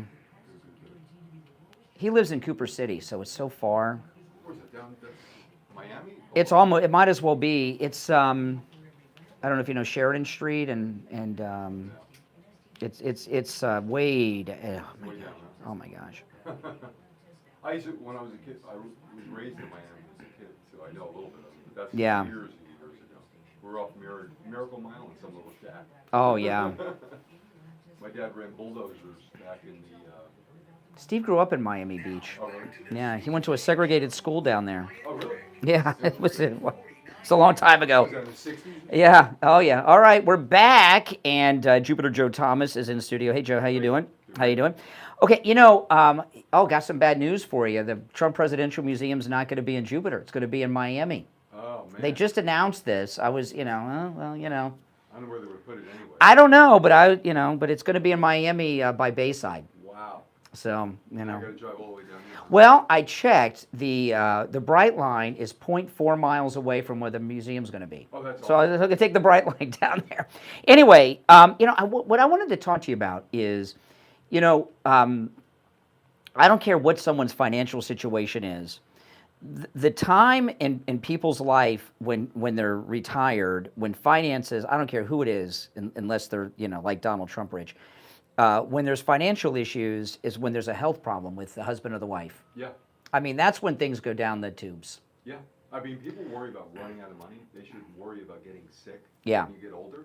That's the worst thing in the world because now your money's going to go. I mean, the average person can go, if you go into a nursing home or need assisted living, you can go through your money in 2 or 3 years and end up broke. And I know clients that has happened. Absolutely. Oh, yeah.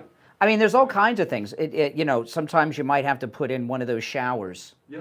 Or something like that. And these are things. And you have this income doubler with health issues, annuity. Can you talk about that a little bit? This blew me away. I mean, so if you have an annuity with us and it turns into an income stream, let's say you're getting $2,000 a month from us or $3,000 a month. Well, I'll give you an example. I had a lady that came in recently, and she put a lot of money in, and her income's going to be $90,000 a year for the rest of her life. Oh my goodness. 90 grand. That's awesome. And if she gets sick and she can't perform 2 of her daily activities, either nursing home or home health care, she gets $180,000 a year for 5 years. Yeah. The average stay in a nursing home is 2.6 years. Yeah. I mean, this is staggering numbers. This is what people need to consider. Not only running out of money, but getting sick and Yeah. running out of money quickly because you got sick. And then if you do get better, what do you come back to? All your money's gone. Yeah, I knew a friend of mine, their wife got sick and they're in a wheelchair. They had to change all the doorways in the house. Yeah. I mean, that's expensive. There's all these things that come up. Yeah, what about if your mental capacity diminishes? Now you've got a real issue because sometimes people, I've had this problem with clients. I've met clients and I think they're fine, but realistically they're not. And then their daughter comes in a month later, 2 months, says, hey, my dad or my mom has this issue. And I've met many clients like that over the years. And you know what? They really need help. And how do you get that help? If you don't have a daughter or a son to help you or a family member, it's tough. So anyway, getting back to the money angle of it, these annuities, it's an insurance company, right? They're insuring your risk for your money. and they're insuring your risk if you get sick. So it's a pretty good deal. And by the way, you don't need health insurance, and you don't need to be qualified to buy it. Now the thing with the income double, because most people, the annuity is in the husband and the wife. So if one of them gets sick, it goes into effect. Yeah, and guess what? You get income for life for both people. So Wow. if your spouse passes away, they continue to get income. And then if you get sick, it also covers either spouse. Yeah. I mean, it's insurance with insurance company, and the lifetime guarantee is income forever. Now, the only thing that does it that I know of is either a pension plan, if you're lucky enough to work for a big company, or a state agency. Okay, so I mean, it's a win-win all the way. But you know what though? A lot of guys I know with pensions, I ask people, "What's your pension?" Right? I'm shocked at how little pensions are. Sometimes they are. This is not the 50s anymore. No. It's changed a lot. The insurance companies used to do these pensions, and then what happened was the big companies that people work for decided they're too expensive, and they did away with it. Yeah, that's Except right. The government. The Yeah. government has the best pensions in the world. Let me tell you. Yeah, but you know, but even if you got a pension, you still need more money. It's not. You're not making what you were making when you were working. No, and you know, you need Social Security, you need a pension plan if you have one, and you need an annuity to give you the income that you don't have. Yeah, so basically, you know, with the annuity, of course, your money's never at risk. You're not going to lose any money no matter what happens in the markets, but you're guaranteed an income stream for the rest of your life. And you know, I'd asked you once, you know, when you have a high net worth earner, or you have like you were telling me about one of your clients retired from Publix, right? Yeah. You know, and what's the difference between the woman retiring from Publix and a high net worth earner? What do they want? You said it's the same thing. They want income. Generally speaking, most people want income. Listen, I have a doctor right now, retired doctor, lives in a very prestigious country club. He came in, he's making a lot of money. He's worth about $6-7 million in assets. You know, he said to me, "I need income. I don't have enough income. He has to pay assets. All my dues, all my fees. You know, Dinner. No matter what level you're at, you need income. It's the same equation." And you know, when you'd be surprised when people are retired, they do a lot more things because they got more time on their hands, and it takes money, and it takes money. You want to see the grandkids. Now these annuities enable you to do that because you get mailbox money every month. That check's going to be direct deposited into your account. Well, listen, give Joe Thomas a call. It's a no-charge consultation, and Joe put together a custom proposal for you based on your situation and your goals. 561-743-0999.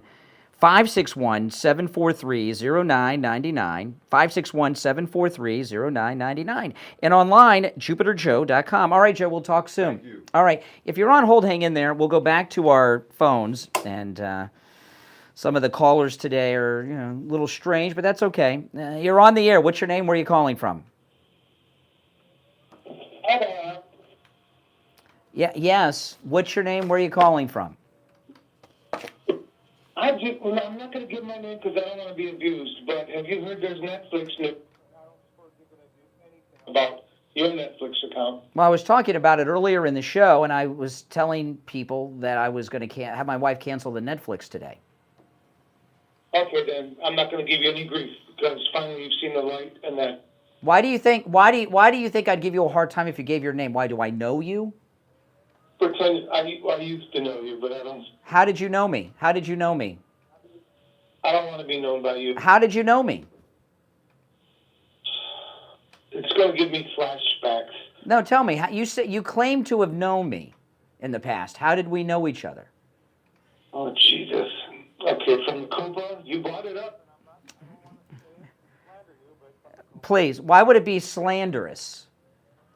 I get it. The Copa was a gay bar. Used to be in Fort Lauderdale.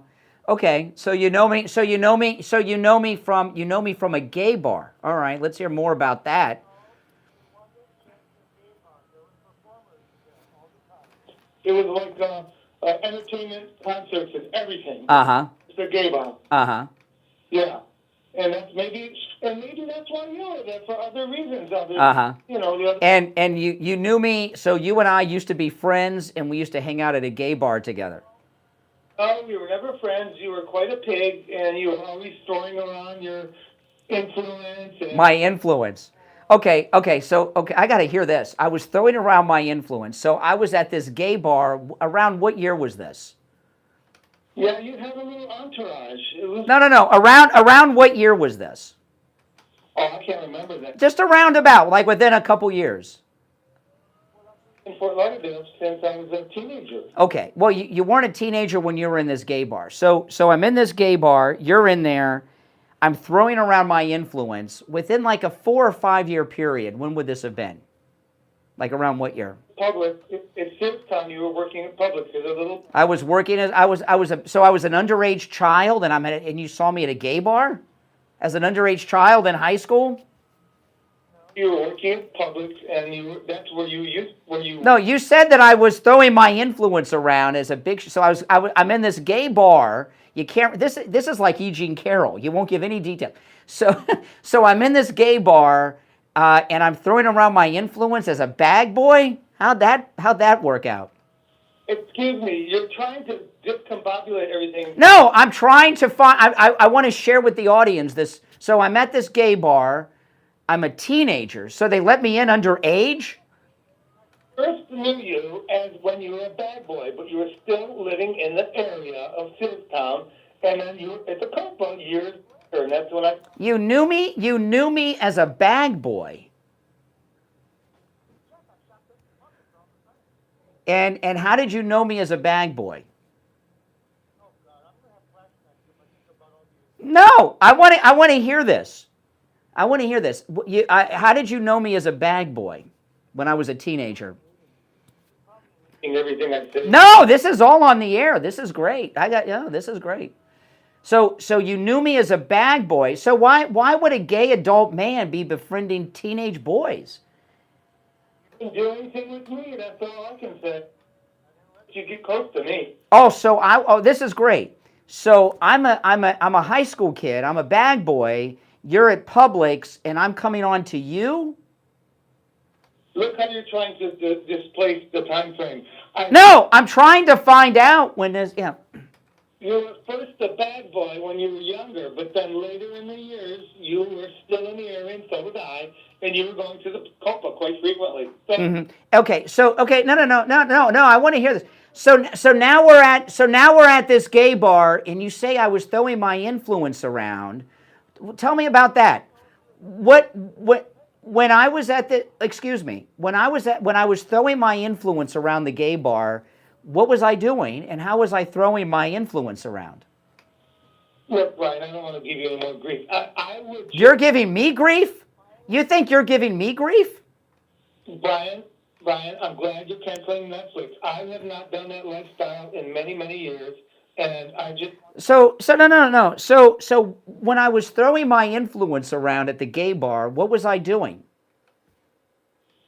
I wasn't watching. What was I... Well, no, you said you saw me doing this. So I was throwing my influence around. What was I doing? How was I doing it? And what was I trying to get with my influence? Oh, please. I'm not going to reenact. Oh, no. Everybody's dying to hear this. Everybody in the audience is dying to hear this. What they really want to know is, are you still supporting the gay-friendly Obama and the... No, they don't care about Obama. We talk about Obama. You love him. So tell me about this. So tell me about this time when I'm throwing my influence around the gay bar. I got to hear this story. This is very interesting. You're performing... I was performing? You're performing being a conservative now. No, but I want to know what I was doing when I was throwing my influence around the gay bar. Well, Netflix are all the... You have an opportunity. You could have embarrassed me in front of my listeners here, and you want to talk about Netflix and Obama? I think you're full of it. All right, hey, listen. Take care. Oh my goodness. That's a good call. I like that call. See?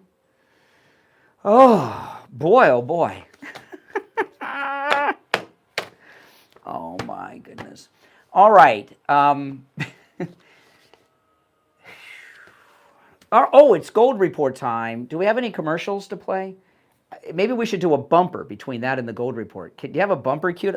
We got to clear the radio airwaves between that caller and the Gold Report. Can you play a bumper real quick, and then we'll go to the Gold Report?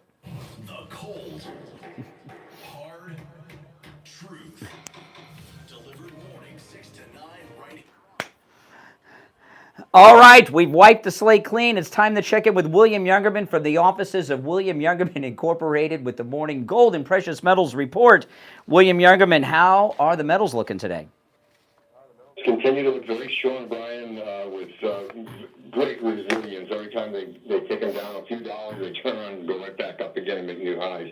Overnight, yesterday, we saw gold trade in a range of $3,852 all the way up to $3,896, and closing out the day up $7.10 at $3,864.80 the ounce. Silver gained 68 cents, closing out the day at $47.25 the ounce, while platinum was down $13 at $15.61, and palladium was down $2 at $12.39 overnight. We saw gold trade in a range of $38.52 to $38.93, and 38.50 area seems to be very strong support for gold as we push to the $3,900 number, which we could actually get through today with no problem. Right now we're at $3,882 per ounce for gold. That's up $17.20. Silver up another 50 cents at $47.75 the ounce. That's up about $1.20 in 2 days now. Platinum up $24 at $1,585 the ounce, and palladium up $1 at $12.40. So gold's very strong around that $38.50 to getting close. Wow, all right. Now, again, William Youngerman opens up at 10 a.m. You can stop in. His address is 150 East Palmetto Park Road in Boca, on the first floor of the Bank of America building, just east of US 1 Federal Highway. On the south side of Palmetto, immediately east of US 1. And when you go into the Bank of America building, William Youngerman is directly across the lobby from the bank. You can't miss him. His number's toll-free, 800-327-5010, 800-327-5010. And you can find both his phone number and address on his website, williamyoungerman.com. All right, William Youngerman, we'll finish out the week tomorrow. All right, we are back, and let's go to the phones. You're on the air. What's your name? Where are you calling from? You're on the air. Once, twice. All right, here we go. You're on the air. What's your name? Where are you calling from? Brian, it's Ken from Hollywood. Hey, Ken, what's up? A couple of quick things. It's funny that during the Biden administration's term, never heard the left talk about food prices, ever. Not a word. And I've been listening to you for years. Now, all of a sudden, that's a concern. It's amazing. Yes. Yeah, right. Second, I'll just go through these quickly. Greg, too, at the back. I don't know if you picked it up. He was throwing a lot of things at you. When you asked him about opening his house up to provide meals, he goes, well, I would have to provide background checks. He was okay with the border being open with nobody getting a background check, but now all of a sudden he wants to give a background check. It's so funny. You can't enter his home without a background check. That's what he said, if you listen to him. Yes. Yeah, no, I heard him say it. Yeah, I mean, crazy, right? And the last thing is, this sombrero thing, wasn't it Schumer that held up the avocados in Corona beer? Isn't that racist? Yeah. You know, my favorite video of Schumer is not AI, although that video Trump released was funny because he was saying the truth about the Democrats. But remember when Schumer was pretending to grill hamburgers with the cheese on the raw meat and all that? That was hilarious. Yes, it was. That's it. That's all I had. All right. Well, you have more than most of the callers today. You're on the air. What's your name? Where are you calling from? Matthew? Yes. From Indiana. Hey, Matthew. What's up? Yeah, I just wanted to get your opinion on the government websites having the little notification saying due to the radical left Democrat shutdown, this government website will be not updated during the funding lapse. Isn't that a violation of the Hatch Act? What would the violation be? What is the Hatch Act? Refresh me. It's basically an act that prohibits the federal government from using federal taxpayer-funded dollars to do political stunts and political theater and make like political-type statements. I don't think that's political. I think it's an accurate thing. I just looked it up. Okay, the Hatch Act. This is just Wikipedia. I don't usually use Wikipedia as a knowledge base, but We're just talking here. This is liberal Wikipedia. The Hatch Act is an act to prevent political activities. It's a United States federal law prohibits civil service employees in the executive branch of the federal government, except the president and vice president, from engaging in some forms of political activity. Some forms. Well, what you're talking about are actions by the president. So no, it's not a violation. Like so through the U.S. Department of Agriculture. That's under the executive branch. That's under the executive branch, which is the president. That's the president. Listen, it says United States federal law that prohibits civil service employees in the executive branch. So yes, No, it says except the president and vice president. So that is what you're. Hold on. It's part of the executive branch, and the president has, I'm sure, would authorize that. And if he hasn't, he would. So no, I'm sorry. I mean, you guys, you've arrested him, you shot him. I mean, what, you're going to try this now on him? Aren't you kind of feeling stupid like the Coyote and Roadrunner? You're going to try to get him on this now? Something on a website? Do you think the executive branch shouldn't be beholden to law? I don't see them doing anything illegal. They're violating the Hatch Act? No, they're not. The president is exempt from it, as is the vice president. Is the Department of Agriculture? Yes. It is a government agency under the executive branch, under the president's authority. I'm not going to read anything. No, I already read it. Prohibits in the executive branch. With exemptions of the president and vice president, and that is the president, and that's the president. The U.S. You really think you're going to get it? Why don't you? You know, I got an idea for you. Shooting him didn't do it. Arresting him didn't do it. These phony convictions didn't do it. The Letitia case didn't do it. Why don't you go up to New York City, go to the public library, and see if he has any overdue library books?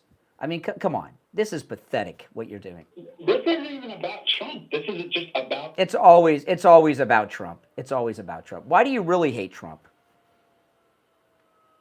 I didn't even bring up Trump. Sure. Everything about you is about your Trump derangement syndrome. Why did you vote? Why did you vote? Tell me why you voted for Kamala Harris. I didn't even say the word Kamala Harris. But you don't have to. You're every syllable out of your mouth is saying it. Why did you vote for Kamala?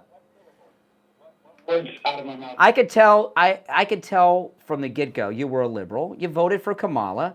I've asked you the question 3 times now. You've, I'm sure, been able to think of an answer. On the Hatch Act, you didn't even know what it was. No, I knew what it was. I was just confused why this would be a problem. I know what the Hatch Act is. I just was confused why it would be an issue. Why did you have to Google it? Well, so that we could try to put it up against this website thing you were talking about. So why'd you vote for Kamala? Why'd you vote for Kamala? I didn't even say I voted for. You're saying it right now. You're saying it right now. You're saying it right now. Saying it because I believe. When let me ask you, when you were in the closet, did you hide your sexuality better than you hid your political philosophy and allegiances? In the closet? What do you mean by that? Before you came out. I'm not gay. Okay. Well, I'm confused as to what that has to do with anything. Well, as a liberal, what would be wrong with someone being gay? It's not an insult. I'm not insulting you, am I? I'm not saying you're insulting me. Oh, okay. I wanted to make sure. Okay.